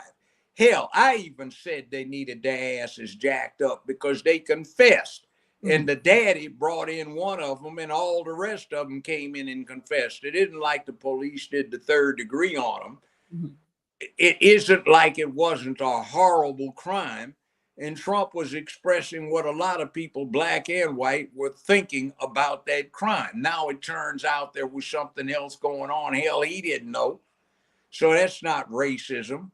Yeah, he wouldn't rent to some Black folk who just didn't have the resume, didn't have the financial credit standing. And who the hell do you want in your apartment buildings, in your rental properties? Somebody you're going to have to guarantee you got to drag in to get a FED, forcible entry and detainer, to get out of your building after they haven't paid rent? Hell no. You want a good, reliable tenant. And he didn't give a damn whether he was black, white, brown, red, or yellow. You just had to have the credit report. So, right. I mean, that's not racism. That's sound business. Well, but So again, I mean, it's like hell with it. If you cool, you cool. And the bottom line is what is he doing for you? These damn son of a bitches you got in, you got the fake Negro Mrs. Imhoff. You've got the racist who was mentored by a Grand Dragon of the Klan who had Mississippi Stennis and Eastland behind them, Arkansas's Faubus behind them, George Wallace behind them, saying he was the greatest thing for the Southern cause since damn sliced bread. And you want to talk about some mess. Give me a break. Get real. right. And stop being a lapdog, wagging your damn tail and rolling over on your back until your master scratch your belly and give you a few bacon bits treats and opening up your kibbles and bits and cow can to feed your damn ass. Man the hell up and stand up. Jeremiah, nobody said nothing about Tariq making any money. Tariq made a lot of his money from his documentaries, and rightfully so. So I'm not talking about him. I don't know what the hell. No, let me just say this. Let me wait. You don't get free unless you do it for free. Let me say this to all you black people, black fools. And I'm sorry to have to say that, but it's true. Get out your feelings. Tariq Nasheed is a public figure, just like the judge, just like me. So the fact is that get out your feelings if somebody is talking about his event. Because nobody is not saying, oh, he's this, he's that. Nobody ain't say nothing. He didn't make money from this. He already said, ain't nobody said he did. Fuck off. Fuck off. I'm sick of bullshit. Get your goddamn ass out there and do something and quit talking shit. I paid my goddamn dues, still do. Lost $2.5 million in the last 2 damn years because I say what I say. So F the hell off and go do something. If I got something to say, then goddamn it, I earned the right to say it. And I'm not talking about him. I don't know if he makes any money off of it or not. I'm just talking about I know enough goddamn preacher pulpit pimps and enough pimps of the damn movement. And there are a bunch of them out there. And they need to be goddamn moved to the side. And we need to move on and get ourselves a new crop of heroes who actually take chances to do what they do. Right. Put it on the line. Exactly. Talk shit and talking mess about white supremacy. Get off of it. It's white supremacy a lot. Goddamn white supremacy. It's nothing but adversity. Everybody on this whole damn planet has been in a condition of slavery at one time or another in their history. They moved on, they got this shit together, and they got power. We can do the same damn thing. Stop talking race shit when the big problem is the goddamn rainbow cult shit. Just being crammed down your throat, ruining the goddamn nuclear family, manhood, womanhood, and childhood. And you worried about somebody that may have said something about your ass somewhere in a back room, like you don't talk about white folk. Right. So what the hell makes you think that if it's all right for you, it ain't all right for somebody else? Get over it. But Lyndon B. Johnson, power instead of running around begging. Lyndon B. Johnson was not Jewish, so Myron and all of them, they are. The hell did somebody come up with that shit? Good old Southern. A non-black person. A non-black person that was on X talking shit about black people. So yeah. Lyndon Baines Johnson. Give me a break. Southern boy from Texas. Yeah. So right now. Yeah. So all right, let's move on to Trump, right? Trump campaign announces Black Americans for Trump coalition. Listen, it's about damn time. Yeah. Today, President Donald J. Trump announces Black Americans for Trump, a coalition with endorsements from elected officials, athletes, entertainers, community leaders, and pastors who love our country. The coalition launches ahead of Juneteenth holiday, acknowledging and commemorating the ending of slavery in the United States. It didn't end slavery, and it was a year and a half late after the Civil War was over. A damn pathetic shame. And for 65 years of my life, nobody Black celebrated Juneteenth except the Negroes down in Texas. Now everybody got a chance to celebrate something Black that gets associated with the Rainbow Cult Month. And the new sign for Juneteenth is a fist in rainbow colors with a little black showing. Mm-hmm. It's a co-op thing, and I'm mad as hell because it's my granddaughter's birthday. So elected officials, Byron Donalds, of course, Wesley Hunt, Tim Scott, Burgess Owens, John James, Lieutenant Governor of North Carolina, Mark Robinson, and Melanie Collette, New Jersey County Commissioner, right? And then, of course, they have endorsements. Those Negroes ain't done a goddamn thing for the race or the country either. Who, the public officials I just... Yes. Wow, let me They don't do anything for the country. They don't do any damn thing for their own people. They're useless, and they get elected by appealing to color, and then they turn around to the multicolor goddamn rainbow cult. And I don't give a damn about gay folk. You do whatever in the hell you want to do in your bedroom. Get your freak on. I'm talking about public policy that destroys the nuclear family, destroys childhood, destroys womanhood, destroys manhood, comes up with bullshit travesties about some little 8-9-year-old child that ain't even got a hard on or a wet pussy, and you want to talk about they decided they wanted to be the opposite sex. And you sit there and you change them. And we were just looking at that other thing that says, goddamn, 75% of the kids that talk that shit grow out of it. Mm-hmm. And they have an underlying psychological mental health problem as well. So, yeah, pandering to the wrong kind of thing, self-hate, no principle, no character, no purpose, no cause. Everything is nihilistic. No duty, no honor, no responsibility. And that's what you want everybody to be about. No guilt, no shame, no order, no nothing. Everything goes to hell. And then you take these boys that are still the same apex predator that has ruled the planet Earth, and you turn them loose without any goddamn man training. And it's no damn wonder freaks shoot up the hallway and damn hood rats shoot up the hood. So let me play a little bit of devil advocates, because like you said, those elected officials have not done anything for the Black community. But how about this? How about Black people have not demanded anything? That's the other thing.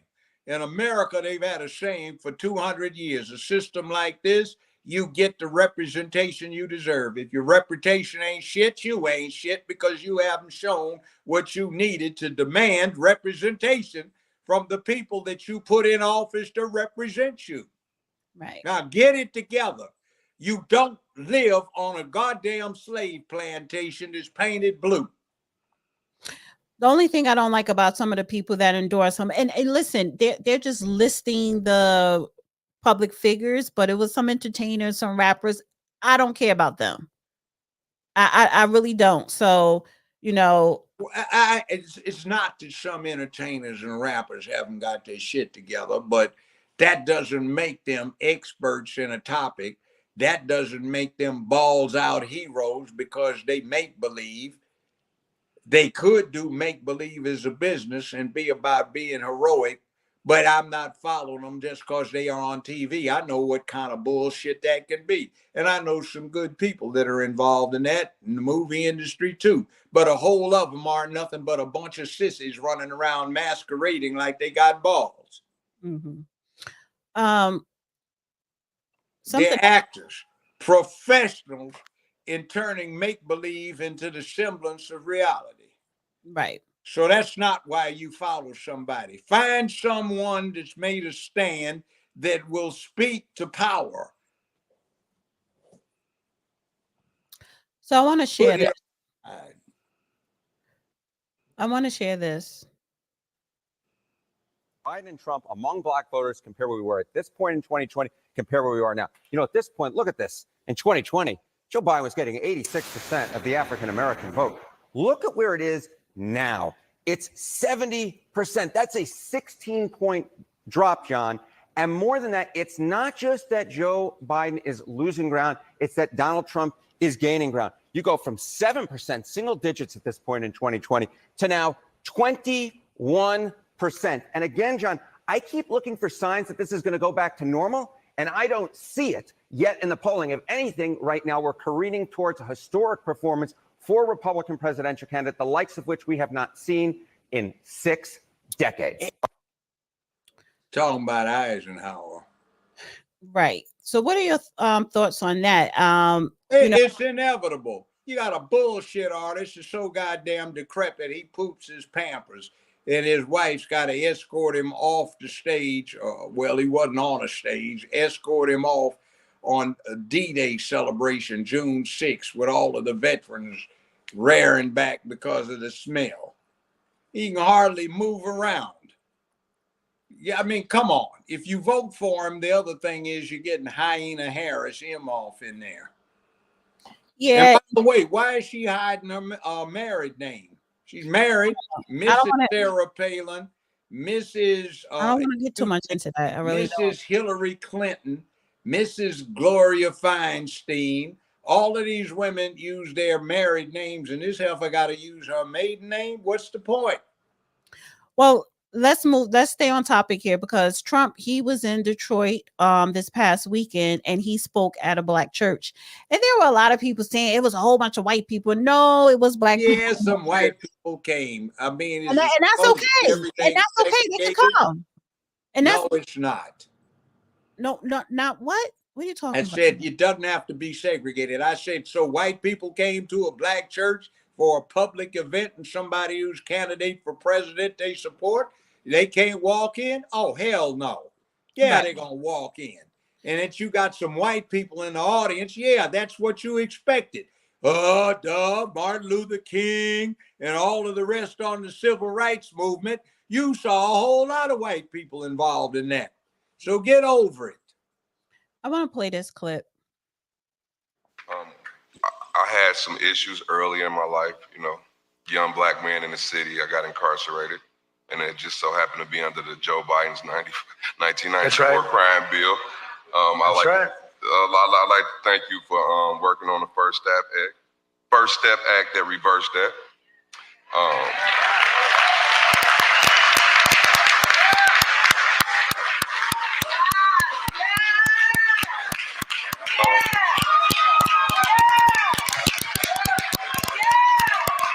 That was big. That was real big. Anyway, I turned my life around right now. I have 6 children, and I worry about their future. Democrats are attacking our kids right now. What will you do to protect our children and their future? Well, we're going to get your children jobs. We're going to make it possible for them to work. We're going to stop illegals from coming in, because your biggest threat are the illegals taking the jobs. We have threats as to security, too, because, again, so many of them come from prisons and jails, from mental institutions, and even insane asylums. That's a step above, that's many steps above mental institutions. And we're not going to allow this to happen. And the first community, and this is open knowledge, that's being affected, and affected very badly, is the black community, because they're taking your jobs. And we want people to come into our country, but they have to come in legally. They have to be vetted, and they have to come in legally. So I think that's the biggest single thing that we can do in terms of the future, because you see already what's happening, where your wages are down, it's going down, it's going to get very bad. I think it's going to get very bad. So we have to close up the border, we have to stop, and we want people to come in, but we want them to come in legally, and they have to come in through a legal process. It's so unfair to our country, but I think that's the biggest thing we can do. Thank you, Mr. Thank President. you very much. Congratulations, Steve.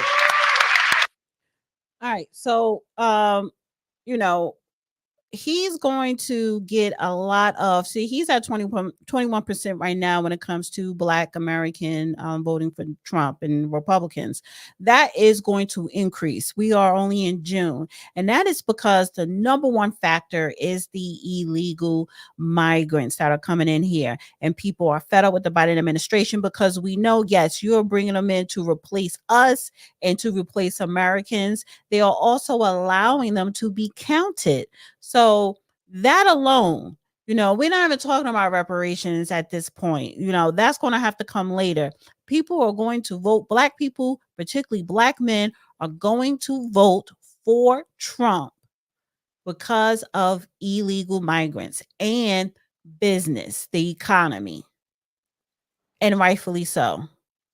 I went in someplace and it was interesting. My niece and I went into a restaurant today. It was interesting because I discovered that I had gotten a screenshot of the menu in the place from 3 years ago. The entree I ordered was $17.95. And 3 years ago, the entree was $7.85. It had gone up $9 damn in 3 years. Same restaurant. It doubled, more than doubled. That's inflation. Went into a grocery store and I spent $212 and some odd cents for getting stuff that used to cost me $80, $90 3 years ago. It's bullshit. It's just general incompetence.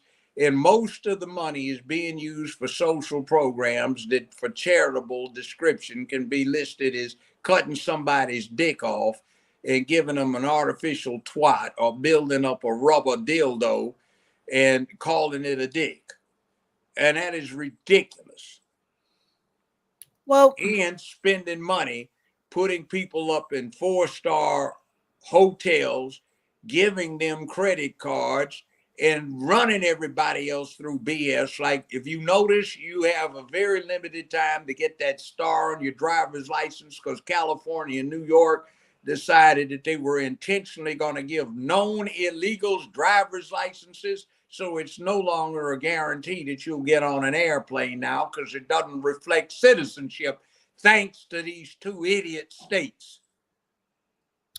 Well, listen.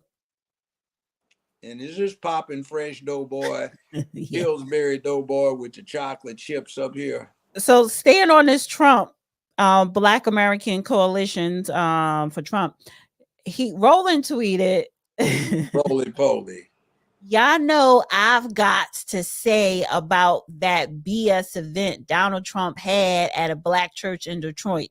It's time to hashtag bring the funk on hashtag Roland Martin Uncensored on the Black Star Network. And so he has his t-shirt on and says, vote like a Black woman. Yeah, he's a bitch. So anyway, let's deal with that. I suspected as much. You want Black men to vote like they're Black women. Yeah, bitch. Excuse me, you brought that on yourself by your own advertisement. Vote like a Black. Reasonless damn house Negro. So aren't we in the trouble that we're in now? Because that's how he got in there. He was flunking around for Obama boy, down on his knees in front of him, facing him, trying to fool with his zipper. And he got discovered by Hollywood, and now they make him showpiece Negro. Well, aren't Black Americans in this mess because everyone was voting like a Black woman? I didn't say it. You did. You got license. I'm a gentleman. No, you can say it. You can say it. You can say this is what happens. I always said good women give advisement and good men give guidance. Say that again. Good women give advisement that's sound, and good men give effective guidance. Mm-hmm. I agree. I don't. And that's my policy. No, I'm not following any woman into combat. No, I'm not working for any woman. No, if the woman is an administrative boss, okay, if she's got it, fine. But when she needs leadership, there ain't one that's going to lead me. I'm sorry. What if she's the mother of dragons? Screw it. I could do a better job off of what I saw up there with Game of Thrones anyway. It was kind of lame in some senses to me. You had to just suspend suspend belief, suspend reality. See, this Hollywood stuff is interesting. None of these folk that drew this stuff for Hollywood are leadership. They fantasize it, and their ideas are not really what they ought to be. That's why some of the interest in these court TV shows, what Hollywood would come up with was nowhere close to the reality. That's why everybody's paying attention to idiot sister gal down there in the Georgia trial where the judge got his ass in trouble because he didn't put her in check. And now he jacked the brother around and he's in trouble because he violated the rules, perhaps. Or you got Mammy Fanny down there, and that's what you're supposed to be following as leadership. Give me a break. Come on. So briefly, because somebody put this in the chat. I want to talk about Obama and Joe Biden was at a charity event over the weekend, and he had to be guided off the stage by Obama. Yeah, Bush Bunny and the baboon. So what was that about? Like, we had Bush Bunny leading the baboon off, and then you got the hyena, and then you got the vultures in the Democratic Party. They're all lurking to scavenge something. Or maybe you should call him Buzzard Biden, Hyena Harris, and Vulture Democrats. And they're trying to feed off the carcass of the country once they kill its soul off. Yeah, so let me play this clip. And guess what? It's growing. The economy's growing. People's doing better. We have the highest unemployment, highest lowest unemployment rate in 50 years. We have more people. We've had over 15 million people brand new hired into the workforce. My son says you ought to have Your son, you crackhead? Various short-term descriptions for your jobs. The crackhead boy? He's incoherent. That man is sick. Yes, he is doddering. He's senile. And they know that. Son of a bitch with the finger on the red button, and they're carrying around the atomic football. So if he's got to call it, that's who you have in charge. If he gets reelected, he's not going to last out a year. You'll resign in favor of the hyena who grins her way to embarrassment. I think I had a slight deja vu just now. And what the hell is she trying to hide by using her maiden name? I don't know.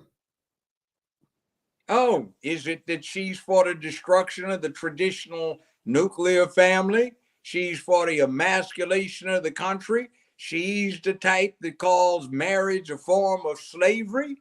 Is that it? Or is it something else? So y'all want me to make the judge more upset? Go ahead.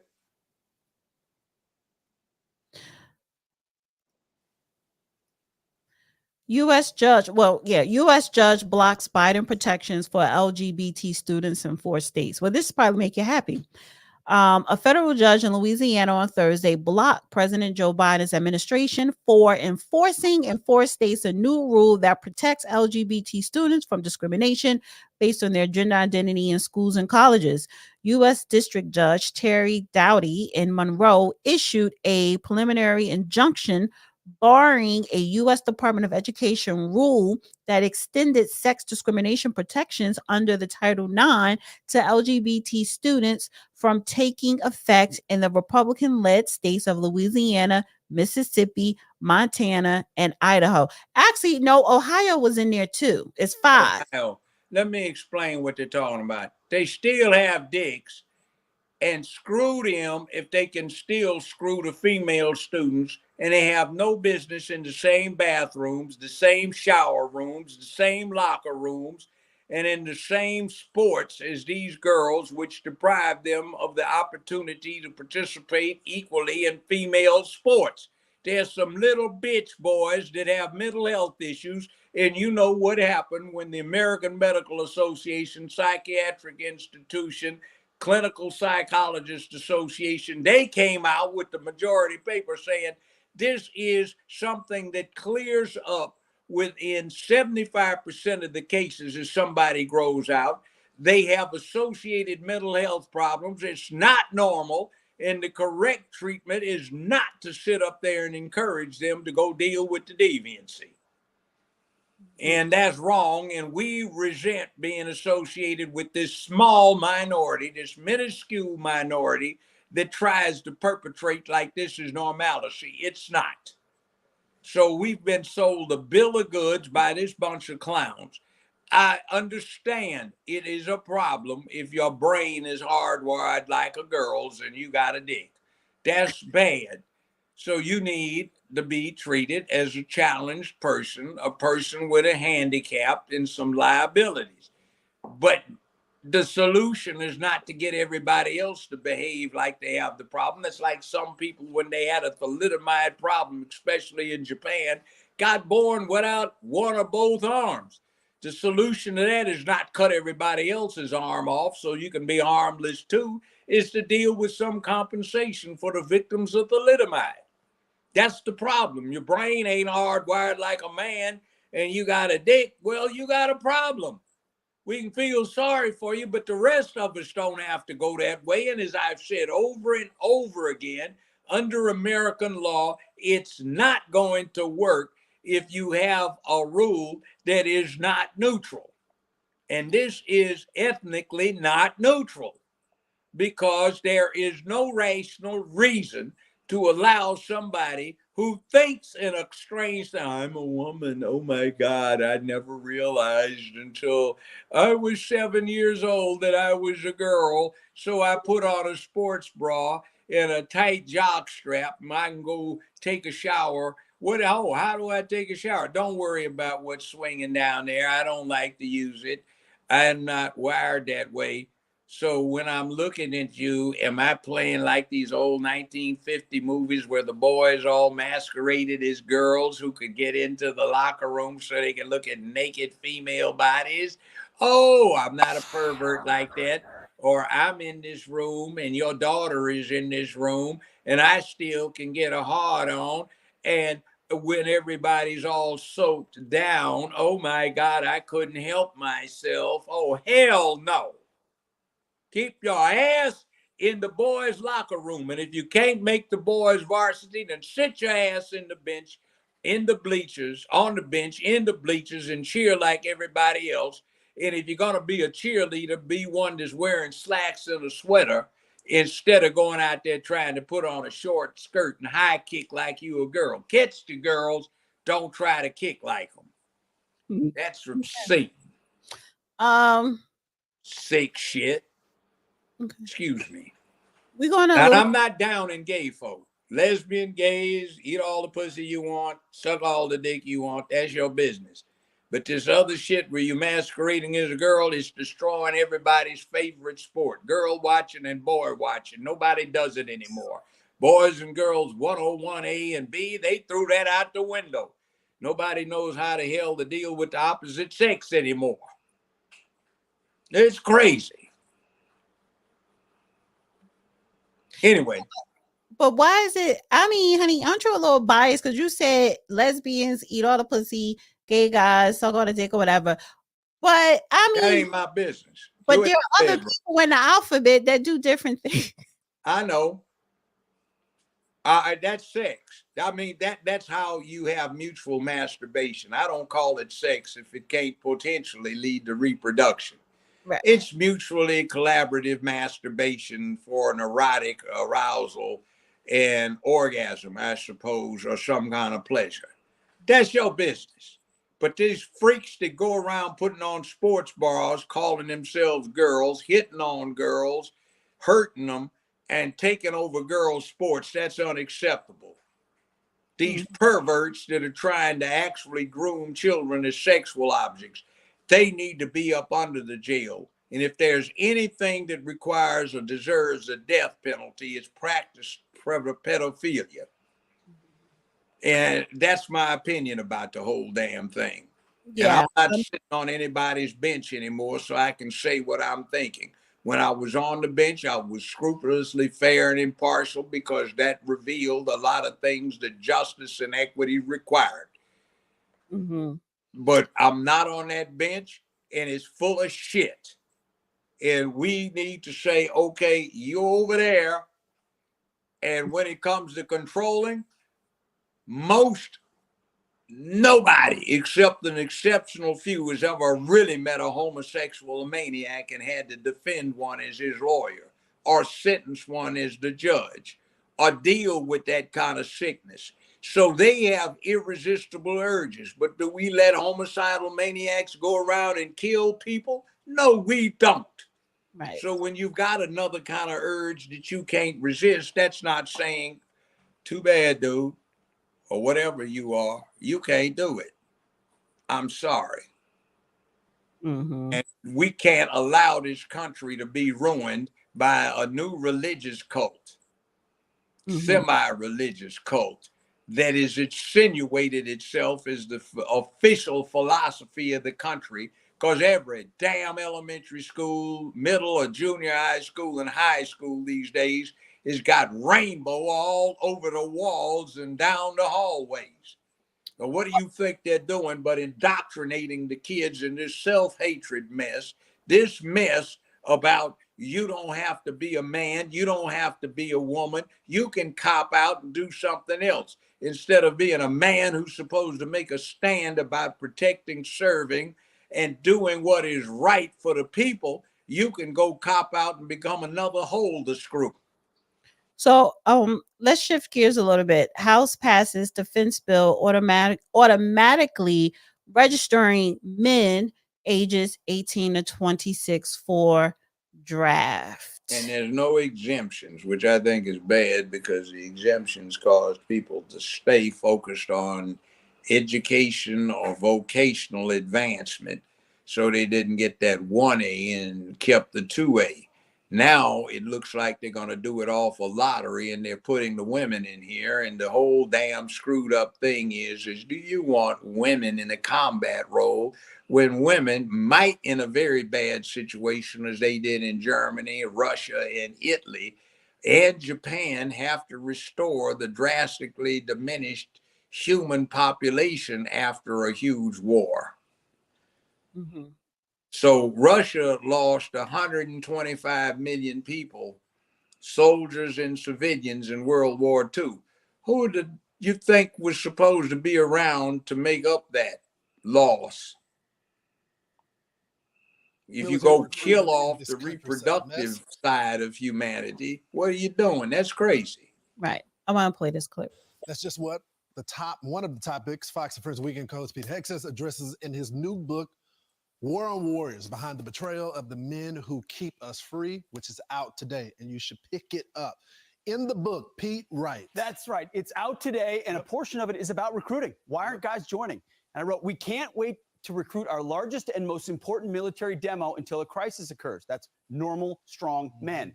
But that's just what the Biden woke policies have done. A social justice military fails to recruit the masculine men who make up our warrior class. No wonder there is a massive recruiting crisis in our military today, and there is. So, Pete, let's explore some of the stuff that's in this book. Yeah. I'm on page 112. Let's go to the next wall. All right, so these are the recruitment numbers right here. We had a segment a few weeks ago, and they said that it's actually going up, but there's deeper numbers. So these are 2023 numbers. They're all down. Armies, Okay. and if you're down 15,000 troops, that's a division. That's a division that you haven't staffed with young privates. So Navy's down, Air Force is down. Marine Corps meets it because it's a little bit, their ads are a little bit more, hey, you know, the few, the proud, the Marines. In 2024, they say they're going to meet their goals because they're reducing the goal number. Okay, gotcha. They're taking the number down, say, oh, we don't need as many troops. So when they say they're on pace, it's because the number has changed. Yeah, they lower the standards, like everywhere else in the military. Lower the standards. So there's also the 77% of military Americans do not qualify. Why don't they So qualify? this is what you hear from the Pentagon all the time, Lawrence. Okay. Well, the reason we're not meeting our standards is because 77% of young people can't join. That's legit. I mean, we're too fat. We're not smart enough. You got medical records and other criminal records. 77% of 18-year-old kids can't join the military. That's a problem in and of itself. But that's a number that's more or less been the same for over a decade. So this is not new. This is not new. But it's a real reason. But when they tell you that is the reason, it's not the only reason, Lawrence. So let's get into why. Yes, that's the big thing. The big reason is they're observing the types of recruiting ads and efforts that this military is pushing. Some folks who've seen this network might remember this ad from the military. Watch this. This is the story of a soldier who operates your nation's Patriot missile defense system. Yeah, I saw this. Just disgusting. It begins in California with a little girl raised by two moms. I also marched for equality. I like to think I've been defending freedom And from an her early friend age. girls in her I sorority. missed the recruitment effort. Does this inspire you? No. All those young men in Kentucky and, you know, Ohio and all of them, they say, oh, yeah, that's the army I want to join. They missed the mark. It's just like a Bud Light moment, Lawrence. We don't want those frat boys. We want a different type of demo. Well, there are only so many ladies with two mommies that want to join the army. You need normal, masculine men that want, and women that want to join to fill our ranks and always have. Real quickly, Pete, when did this sort of push start? How long has this been going on? This started under Obama, but it's been on hyperspeed under Biden. I mean, Trump paused it and he said in our interview with him, I want to get rid of woke military. I believe he will, and recruiting will come back as a result of that. But Lawrence, there are other reasons why too. So this is not just the ads. You saw the vaccine mandate pushed out a lot of conservative Christian, folks that by principle. And you got three tranny generals, for God's sake. How that was handled.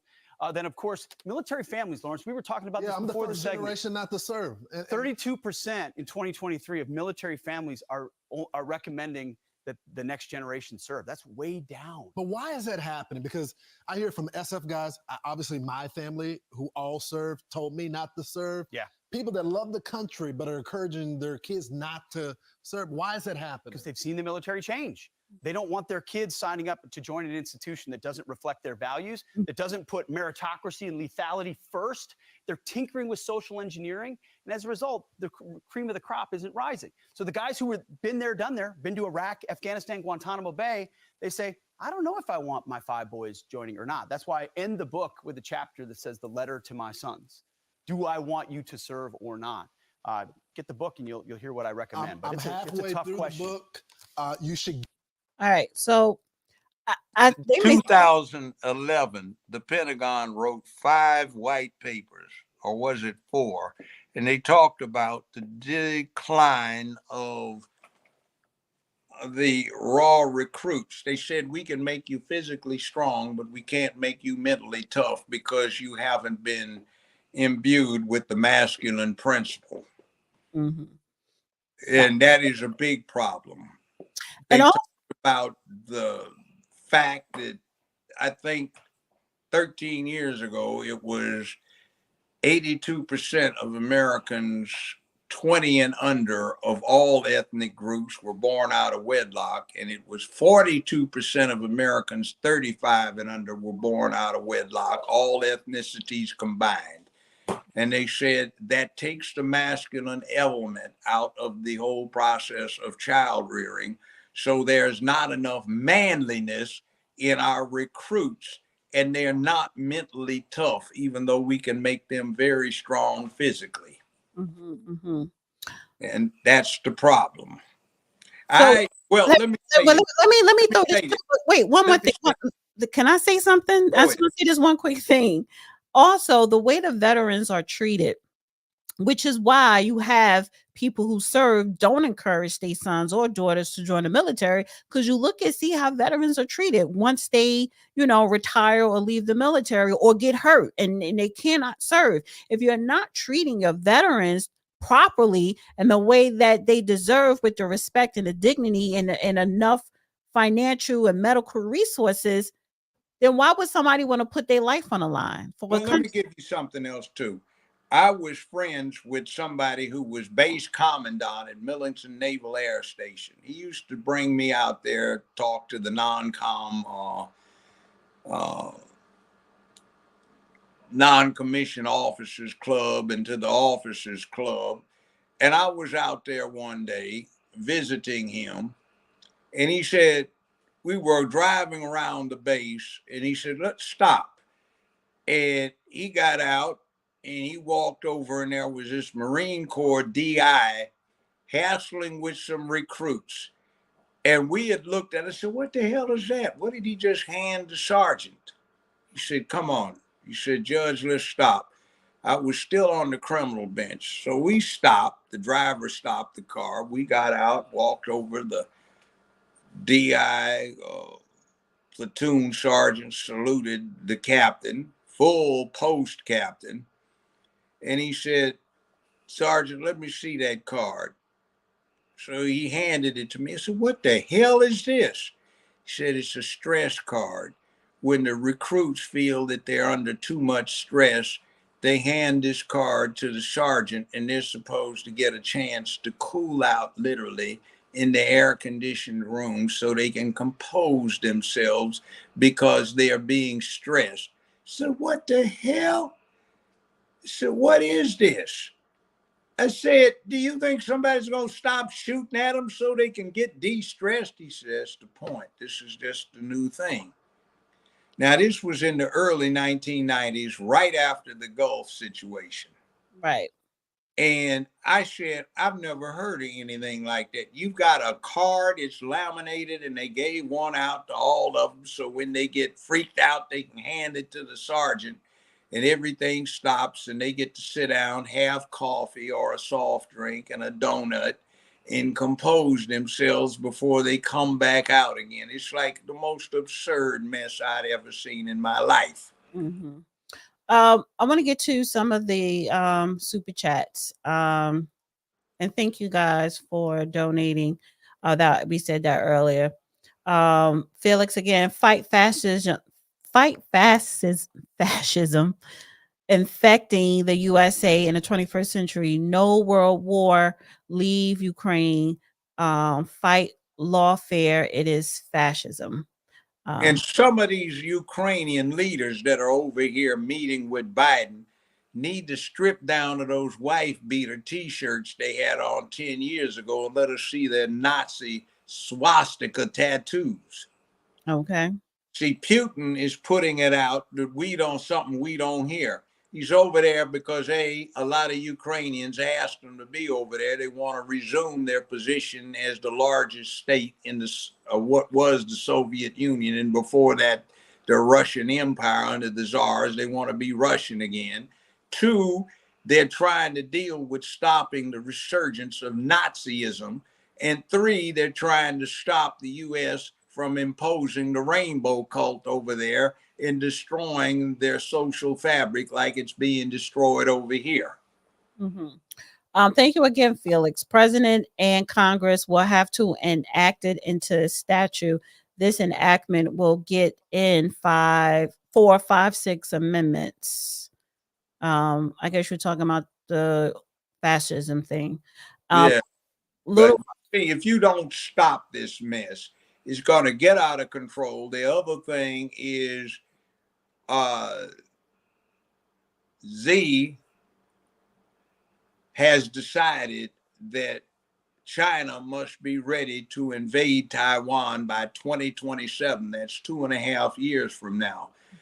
Our number one ace in the hole is a certain now surface to air missile that the Navy found can be used surface to surface.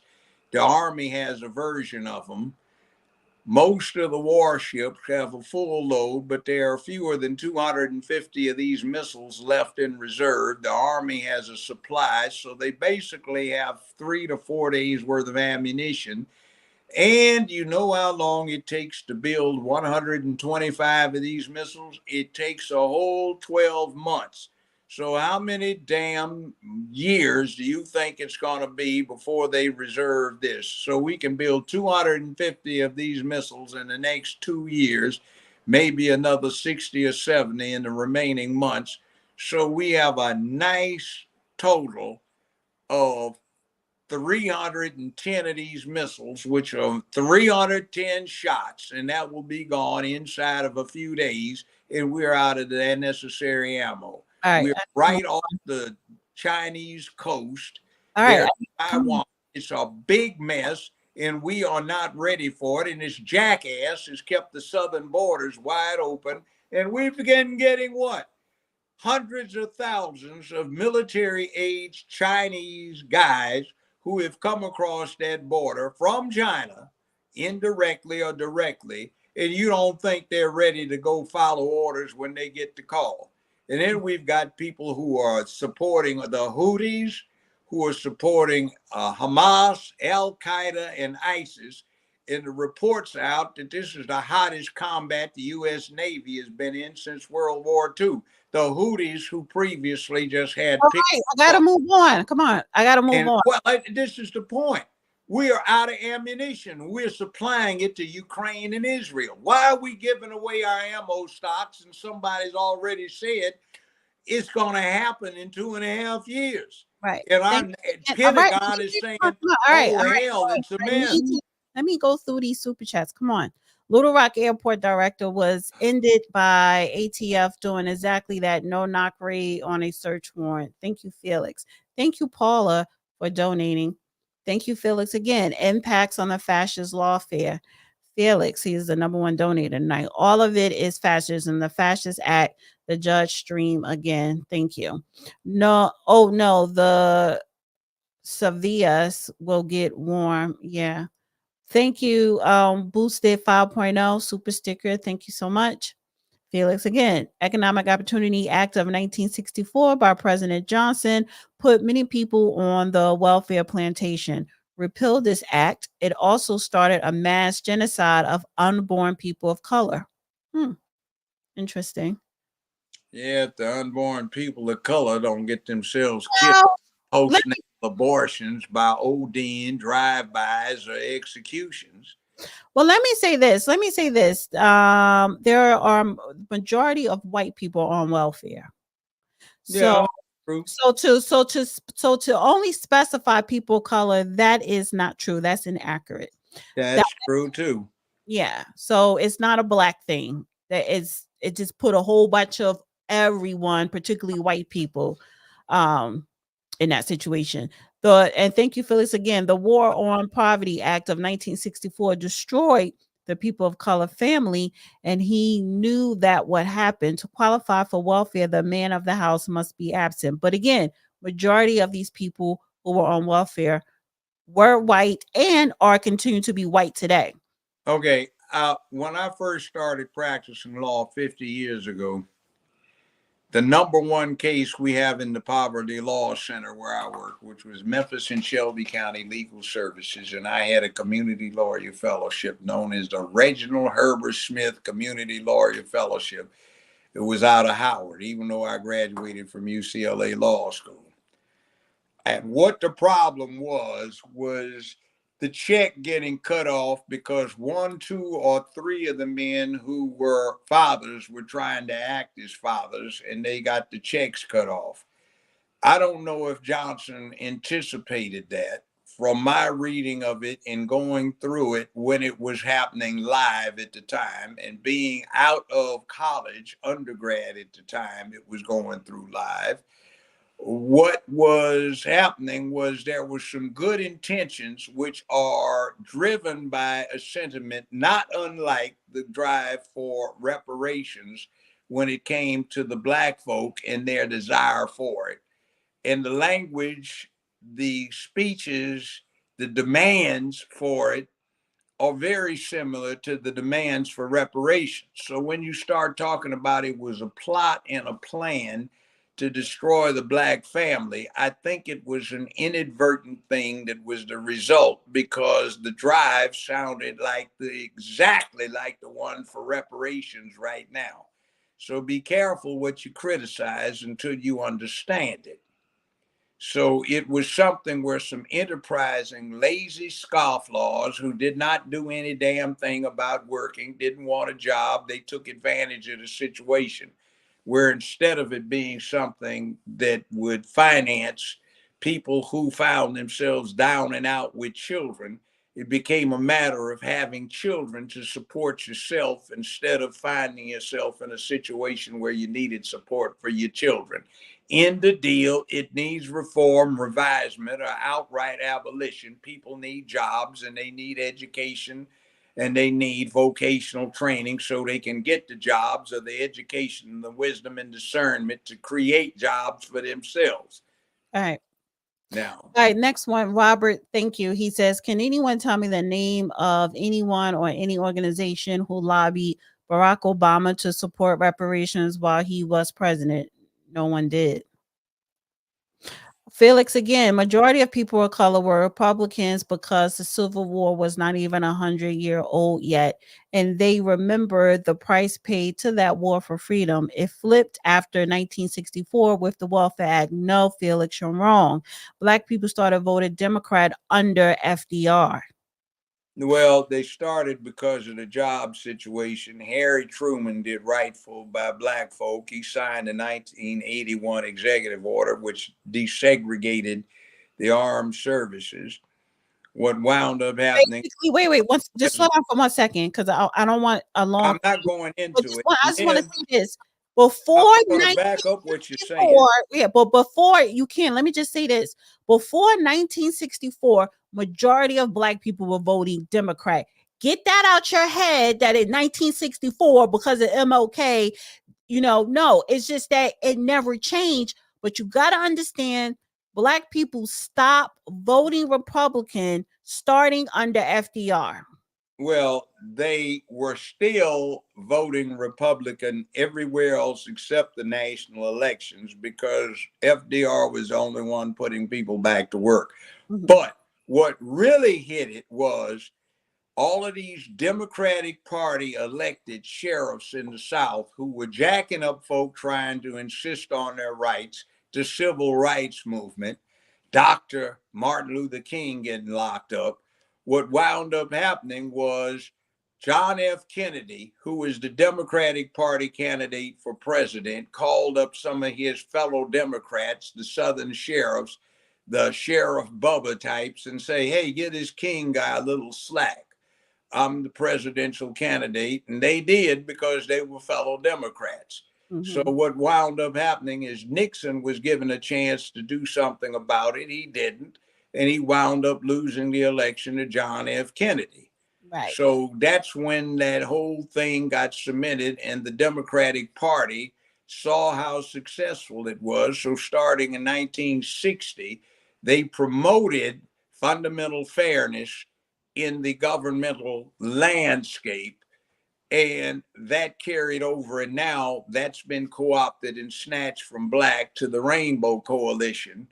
And it's getting put to use now, since people are acclimated to fundamental fairness for a half century worth of mandatory propaganda to say this has to be, which is not a bad thing, but it's no longer black oriented, no longer that dark color oriented. It's the rainbow orientation. So, right. Yeah, they become Democratic Party stuff, and it's just like the old plantation. They want you to act like it. Right. So when people talk about 21% of black people voting for Trump, that is significant, because that percentage has never been that high since the 1940s, maybe. Yeah, that's right. Probably back then. So you're talking about probably 100 years ago, 100 years ago, where you had that many, black people voting Republican. So the black people switched being Republican, started the downward trend when Teddy Roosevelt got elected as president. Teddy Roosevelt was an avowed racist, and his favorite uncle was a Confederate purchasing agent who refused to take the oath and come back and be repatriated. So over the years from the Civil War up until the early part of the 20th century, he would sneak back in to visit family members. Mm-hmm. So Roosevelt was a horrible racist, and he was Republican. That's when the whole thing started to slip. Mm-hmm. Thank you, Harlamel. Please talk about Obama help. Oh yeah, we talked about that already. Yes, we did that. Democrats don't like people, but they will use them for power and wealth.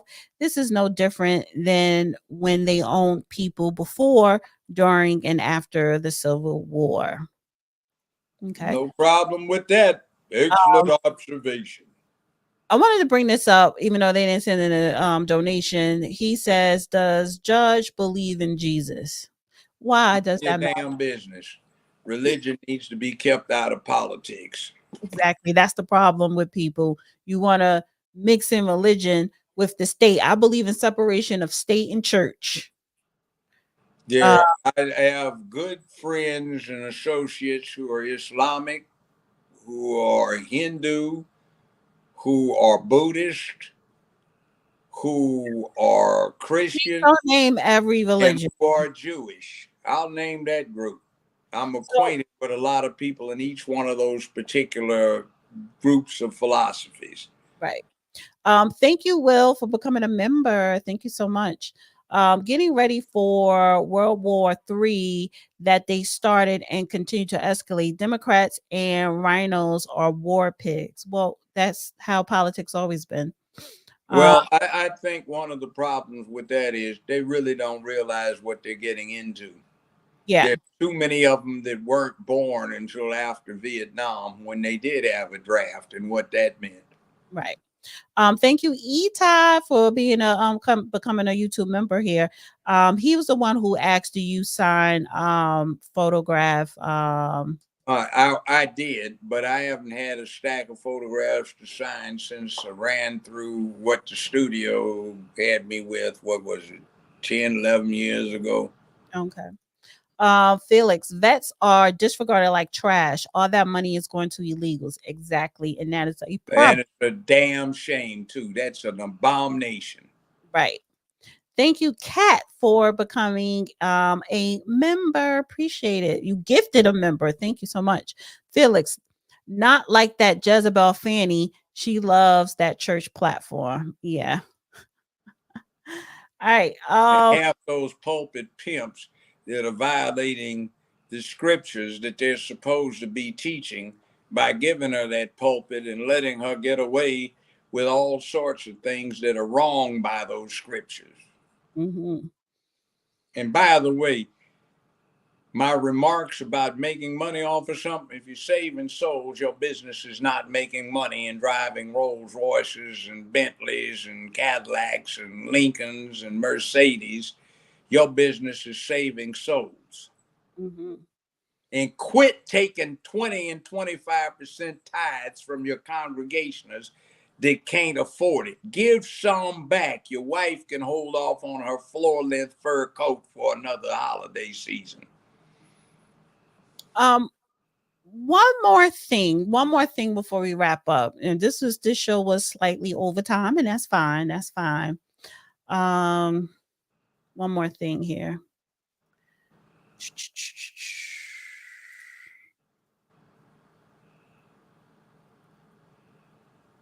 So Mayor Brandon Johnson blames Chicago's problems on systemic racism and announces a $500,000 study for reparation. He says racism is in the roads, pollution, violence, and more. No, you dumbass. It's the illegal problem that you have in Chicago. Yeah. And who gets the $500,000? Which one of your cronies is getting it put in his back pocket for not doing shit except going through a few of the books and the literature and coming up with a half-ass report that leads nowhere. Right.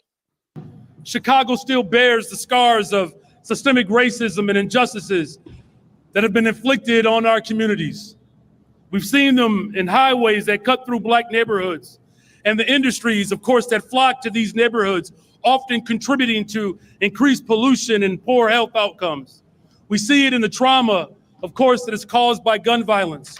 But we also saw it firsthand with the gross disinvestment that was intentional by previous administrations. And so beautiful neighborhoods like mine, the Austin neighborhood, has seen many health disparities, the lack of nutritious food, the lack of employment opportunity. The disinvestment in our communities have been intentional. And of course, that's why it's imperative that it is now the time to deliver good on reparations for people of Chicago, particularly Black people, the city of Chicago. Now, where are you going to get? Because even as I... Well, first of all, wait a minute. I did not, I wanted to this. Wait a minute. Isn't Fox the state's attorney general for the city? Isn't Beetlejuice, Lightfoot, the previous Black female mayor? Isn't your Negro ass the Black mayor? So who the hell is keeping it with the majority Black that you got on the city council? What the hell is stopping you? Or is it Beetlejuice went up there and put the money out trying to be cute to some Hispanic street gangs? She didn't know the difference between them and legitimate Hispanic community organizations. They used the money to finance the acquisition of the arms that were stolen from the IC rail yard boxcar break-in. Well, my thing is, the state and the city of Chicago total have spent close to $1 billion on illegals, and you only going to allocate $500,000 for a reparations study. It's bullshit. Exactly. And people sit up there and are supposed to buy that bullshit. Half a billion. Or it's actually, I believe it's 700 million so far. Yeah, well, that's $750 million in the state of Illinois and Chicago, going specifically to illegals. It's a damn shame. And these Negro house colored sitting up there, the mammy boys and the butlers sitting up there trying to push for more. We need to have more people brought in, and we need to have more sanctuary cities. You need to prosecute every goddamn one of them for conspiracy to break American law and violating the federal statutes on harboring, securing, and aiding fugitives. Let me finish playing the rest of this clip. Stand here today as mayor. The legacy of slavery and the aftermath still echoes today. We saw it when previous administrations sold off public assets. We saw the harm when previous administrations closed Black schools and they shut down public housing, when they raided the pensions, these anti-Black, anti-business endeavors that have caused tremendous harm and pain. But it's a new day. In fact, we are standing on the shoulders of one of the great leaders of this city, Dorothy Tillman, who laid the foundation and the groundwork to ignite a movement for reparations. It was Dorothy Tillman that introduced me to Dr. Claude Anderson, Black Labor, White Wealth. And it is why my administration is committed to driving reparations home. And we're going to invest $500,000 into the study of restoration and reparations for the city of Chicago so that we can begin to move in the direction of complete liberation. And that's why, with the help and the support of the Black Caucus, we have a brand new Office of Reentry. Added $5 million to make sure that the formerly incarcerated find jobs and housing and counseling and the full support that they need. May I stop this shit? May I put a reality check in? They're talking about what I made in 6 hours on a day doing my show. I could have donated 6 hours out of the 52 weeks of new production we did every year, and that would be more than the $500,000. So what the hell are they doing? Not a damn thing. But guess what? The illegals in Chicago alone got 300 million. Damn shit.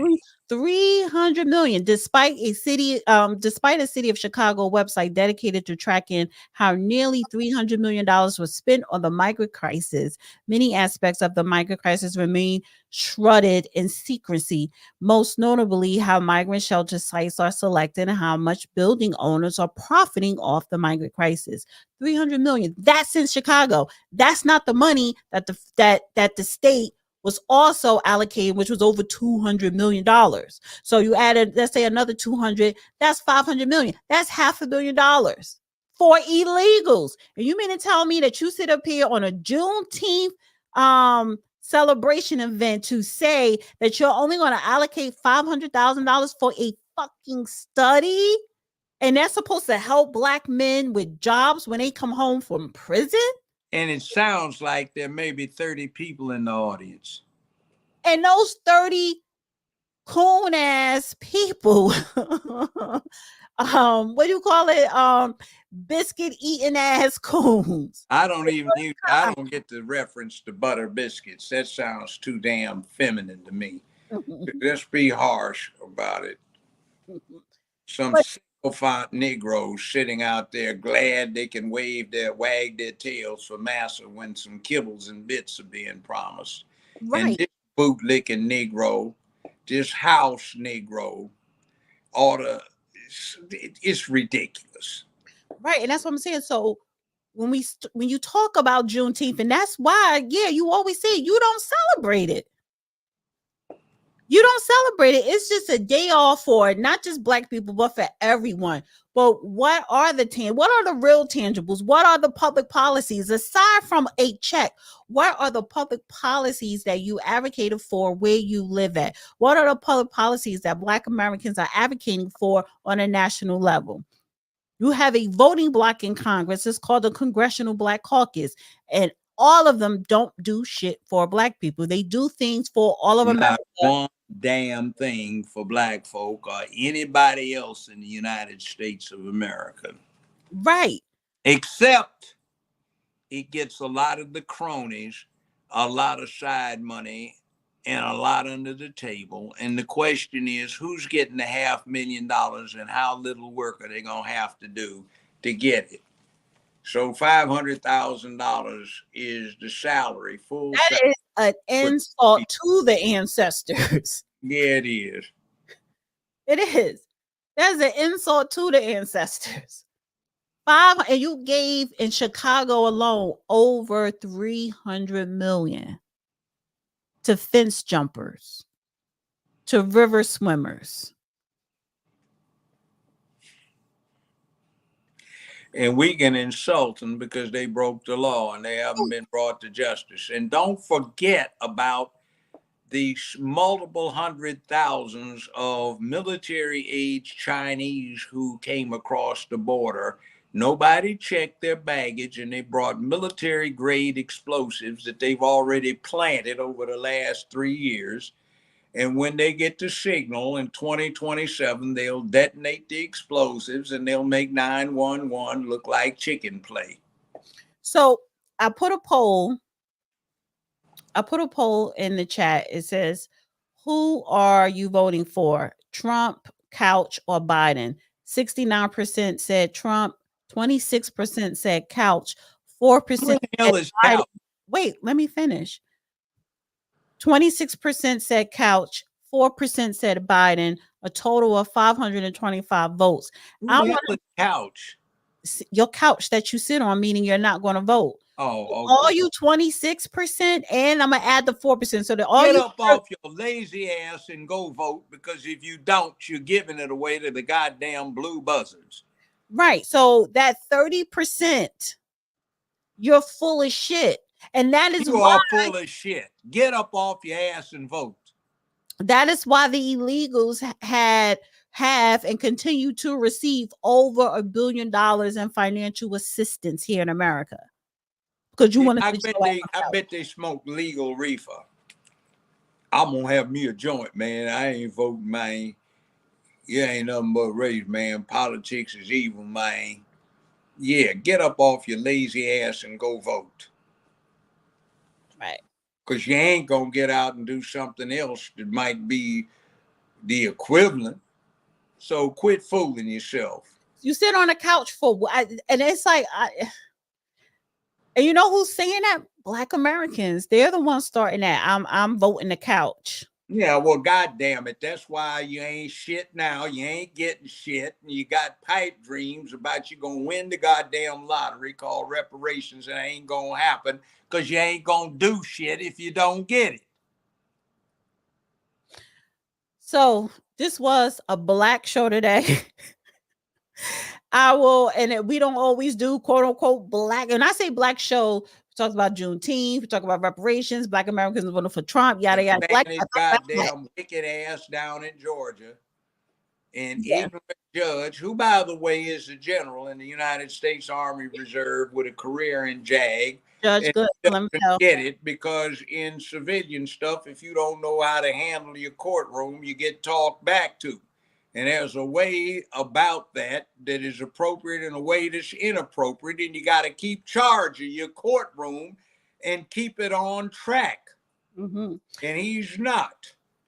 Felix, let that female acolyte of Mammy Fanny get away with too damn much, and then he's trying to compensate by coming down on the defense. It's not the military where you can order somebody to tell you who revealed such things. There's a constitution that applies outside of the military environment. Right. And you have to deal with due process, and you need, as a matter of ethics, Judge, to disclose what the hell you did. Felix, thank you again. He says private jet preachers are evil. Yes, they are. It's tough running a small business in Joe Biden's economy, but this live on a Monday was a good one. Thank you, Boosted 5.0. Thank you so much.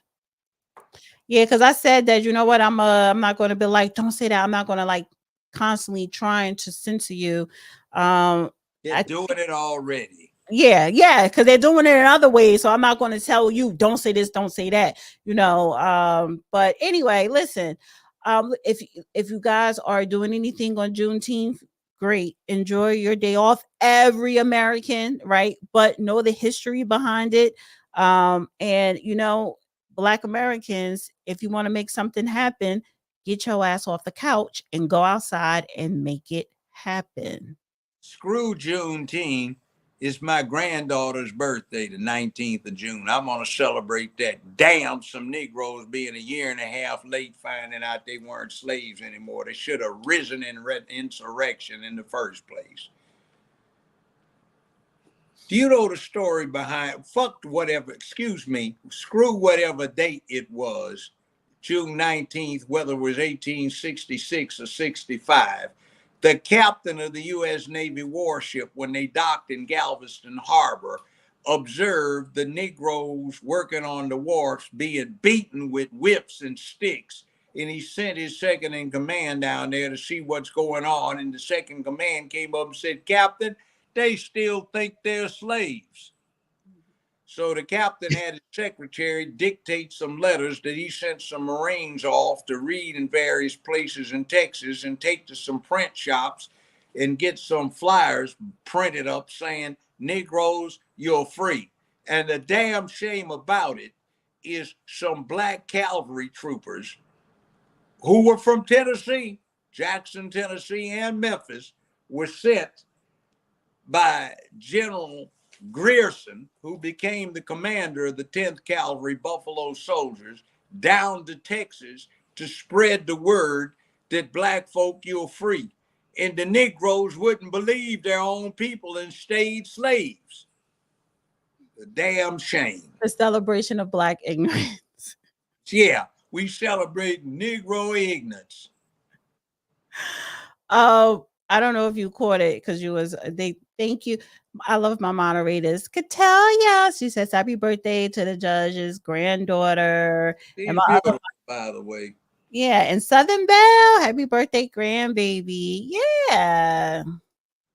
Celebrate Judge Joe Brown's granddaughter's birthday. How old is she? 6? 6. Yeah, great age. Read There's all a the grandson paperwork. Dana, on the is way in there. too out What, in the what drive. paperwork? What paperwork? What paperwork you talking about, honey? What paperwork? What paperwork?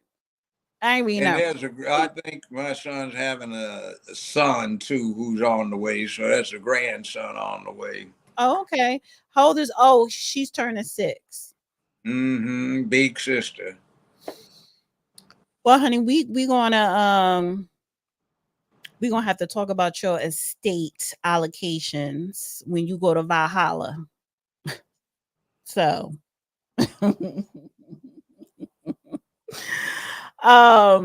because I already told you how I feel about your offspring.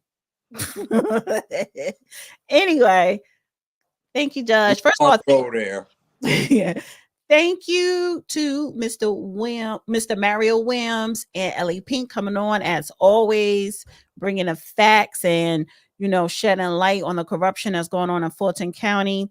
Their websites information will be in a description, so go and follow them and support them. And listen, if you in Georgia, honey, you need a good lawyer, you better call Mr. Williams. Or that other brother that got locked up because he wouldn't violate. Yeah, Brian Still, honey. Yeah. Happy birthday. And like these chicken shit little boys running around woofing and ain't done shit. Right. Get somebody is proven. We had a good one on today. He's been in the trenches fighting away. And the other one that got locked up for 20 days, you ain't shit as a defense lawyer if you ain't been locked up for contempt at least once in your career. Mm-hmm. Felix, thank you. Happy birthday, Judge grandbaby. My baby girl turned 10 today. Happy birthday to her. Yeah. All right. Say goodnight, Judge. Yeah, I got motivated to go do some stuff by the ignorance that I am being exposed to. It's embarrassing. 77 years on this planet Earth, and 50 some years ago, we had hope, and I've seen it evaporate to deal with tomorrow being something that is coming like a monster with a lot of promise to some bullshit that glorifies dysfunction, ineptitude, cowardice, unmanliness, and the lack of any national heroes of any substance except one or two. Mm-hmm. And I'm very embarrassed by that. People don't even understand what it is to step up and be a man. Now, there are a lot of folk that do that on the local level, the quiet level, but we don't have anybody on the national level that's getting pushed for that. Not one. Mm-hmm. And I don't call being an academic a hero. I don't call being a celebrity a hero. I don't call being an athlete a hero. I don't call being a rap star, an entertainer a hero. You could be all of the above, but you got to put it on the line and take risk, and you put something out there that you stand to lose that is valuable to you by making a stand. One more thing. You ain't shit. One more thing, you soldier. So I'm not reading all the paperwork that Brian Still filed. The judge broke down the fucking paperwork. Why the hell I've been doing this longer than any son of a bitch handling this shit. And I'm trying to give you a synthesis. So you want a breakdown of something you wouldn't even understand. But you want the gossipy reading line for line like other content creators that's on YouTube. They're reading line for line and they make it seem like it's like a gossip type thing. And they're not legal experts. And that is the difference between them and us here, particularly the judge. We're not going to sit through somebody's fucking motion page from page. You had an attorney, Mario Williams, up here talking about it. He talked about it briefly, broke it down. The judge broke it down. before I can even go in details about, with what I did pull up, he already knew this is the procedure. This is what's in it. This is what's going to happen. These are his options. So no, we don't got to go down word from word, like read all the fucking paperwork. Like, in other words, arguing to a jury as a defense lawyer or prosecutor. Ladies and gentlemen of the jury, there's a lot of technical jargon and language that you're going to hear. What the devil does that mean? All of this nice, nasty language, it translates this way. Did Jamal go upside little Willie's head and do a ooh-wee on him? That's what we're here for. Right. And see, I just broke it down. You don't have to go take 10 minutes. See, I can do stuff briefly from time to time, and I try to explain it to you because you're not going to get it. Right. A lot of background. So like, what is if he read through all the lines for what? Like, this is not the lead attorney show here. The lead attorney goes through shit just to fill up airtime. So and half of them don't know what the hell they're talking about. Right. The difference is with Judge Joe Brown, he's already telling you what's in the paperwork because he done filed and seen thousands of motions. And he's going to tell you the fucking outcome. Now, this person here, probable likelihood of probably like the different options of outcome. Dana, did you know Judge Glanville is a Mason and an Alpha? And this is what I mean with gossipy commentary. What? Dana, did you know Judge Glanville is a Mason and an Alpha? What does that have to do with anything? What the hell does that have to do with a damn thing? But that's what I mean, that they want gossipy commentary. We don't do that here. I'm an Alpha too, and I'm a Mason, and I know we have assholes who belong to both organizations and some very wise and good people too. Right. So it has nothing to But what does that have to do, with shit?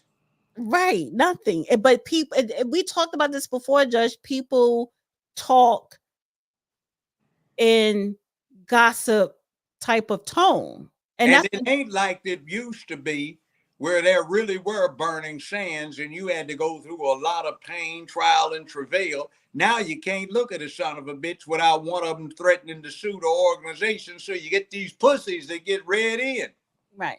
And by the way, for anybody out there who belongs to one of these fraternities, here's the purpose behind the Black Greek organizations. 120 years ago, the purpose was to be a revolutionary organization fighting American apartheid known as segregation. Your ass was tested hard, beat on, brutalized during pledging. And you know why? It's to test you to see if you could be trusted for information. So if Sheriff Bubba got your ass, you wouldn't tell on everybody when he started torturing you. Now they've forgotten about that. In Masonry, is about 5,000 damn years old, and it ain't got nothing to do with superstition or anything else. It's taking a peasant and showing him how to build bricks, how to lay bricks, how to cut stone, how to lay stone, how to lay out a line, how to deal with designing large-scale architectural stuff. And that's what it's about. And in the meanwhile, building good character. It ain't got nothing to do with religion or lack thereof. It was in China, Egypt, Mesopotamia. It was all over the known world at the time, except maybe in heathen Europe. And then it spread to Europe in the Middle Ages. So it ain't nothing new. Right. And it's no, it ain't a hocus pocus thing. And if anybody's talking all of this, what is it the hell they say now, Illuminati? That's bullshit. That's a goddamn movie with Tom Hanks. So get the fuck over it. Yeah. Okay. And if you in a frat, don't punk out and be one of these little swish queens. Act like a goddamn man, make a stand, because there are a whole lot of frat brothers in all four. Alphas, Kappas, Omegas, and Sigmas, and then the four sororities that you had out there who put it on the line over the last 120 years trying to get black folk free, and America free for that matter. I thought it was 9, the Divine 9. What divine 9? There was 8. That Johnny come lately bullshit, some just jumped up about 10, 15 years ago for some wannabes. There are only 8. 4 sororities, 4 fraternities. And they have gone downhill because they're social clubs rather than revolutionary organizations designed to implement full change in this system. Thurgood Marshall, Martin Luther King. You can go down the laundry list and you find that damn near everybody who was putting it on the line over the last 100 years was in some frat or the other. And now you find out they don't have to pledge hard. I give you an example. Emmett Till got killed. They called up 2 brothers, Russell Sugarman and A.W. Willis. They practiced law together. They were alphas. They brought in another brother named Withers, who was a photographer. He took 6 rolls of film of Till's body down in Mississippi. He didn't develop them. He gave the undeveloped film half to Sugarman, half to Willis. They were supposed to split up. A lot of local folk were going to get them out of the state because the Klan and the White Citizens Council was going to catch them and kill them. They were to get to Illinois, take the film to a Walgreens, get it developed, and to the governor of Illinois. Well, A.W. got captured by a sheriff, and he told me out of his own mouth how he got tortured for hours, but it was nothing compared to what he went through crossing the sands. So he was able to survive it, and playing like he was half dead, he managed to escape, and he got to Illinois where he met up with Russell. And they got the film developed. They got it to the governor of Illinois, who demanded Till's body back. And Mrs. Till, whom I met 30-some years ago, also with the designated family biographer, who has written, her name is Dr. Clenora Hudson Weems, W-E-E-M-S, who put Till on the map. And they have some very interesting stories about it. Emmett Till's mother is now deceased, so is his stepfather, but I met both of them 30 years ago, and we had extensive conversation over the years. Great people. She had the fortitude not to get Till's body embalmed, so it started stinking like hell in the hot July sun, and they had buckets for people to throw up in from the foulness of the whole situation. And she wanted them to see the horror of the thing, so they got motivated to do something about their civil rights instead of sitting on their ass and being complacent. Right. And those are her exact words about it. Right. Well, listen, this was a really great show tonight, and it was a little bit of overtime, which is fine. Thursday is going to be another great show. And so listen, you're actually going to be on Sabby Sab show tomorrow as a guest. Whose show? Oh, that's during the day. I forgot that. That's during the day. And then if you up to it, of course, we do the X Space Tuesday. I'll be up to it. God damn it. People in the cold, freezing snow, mud, muck, 100-degree temperature with slimy shit crawling all over the place, trying to deal with freedom. I can keep my ass up and keep talking. It's easy enough. And so we'll be back here on YouTube Thursday. You can catch us on X Space tomorrow. That's at Judge Joe Brown TV, at Judge Joe Brown TV. And I'm at The Real Dana #7 on X. And we will see you back on YouTube. Well, you'll see me by myself Wednesday. You'll see the judge on YouTube on Thursday. So everybody. By the way, my conclusion, today I don't give a damn. Get your shit together and act like you're men and women. Right. White, black, brown, red, yellow, I don't care. It's all humanity. Get it together. We have some common enemies. And with that, good night. Good night, Judge.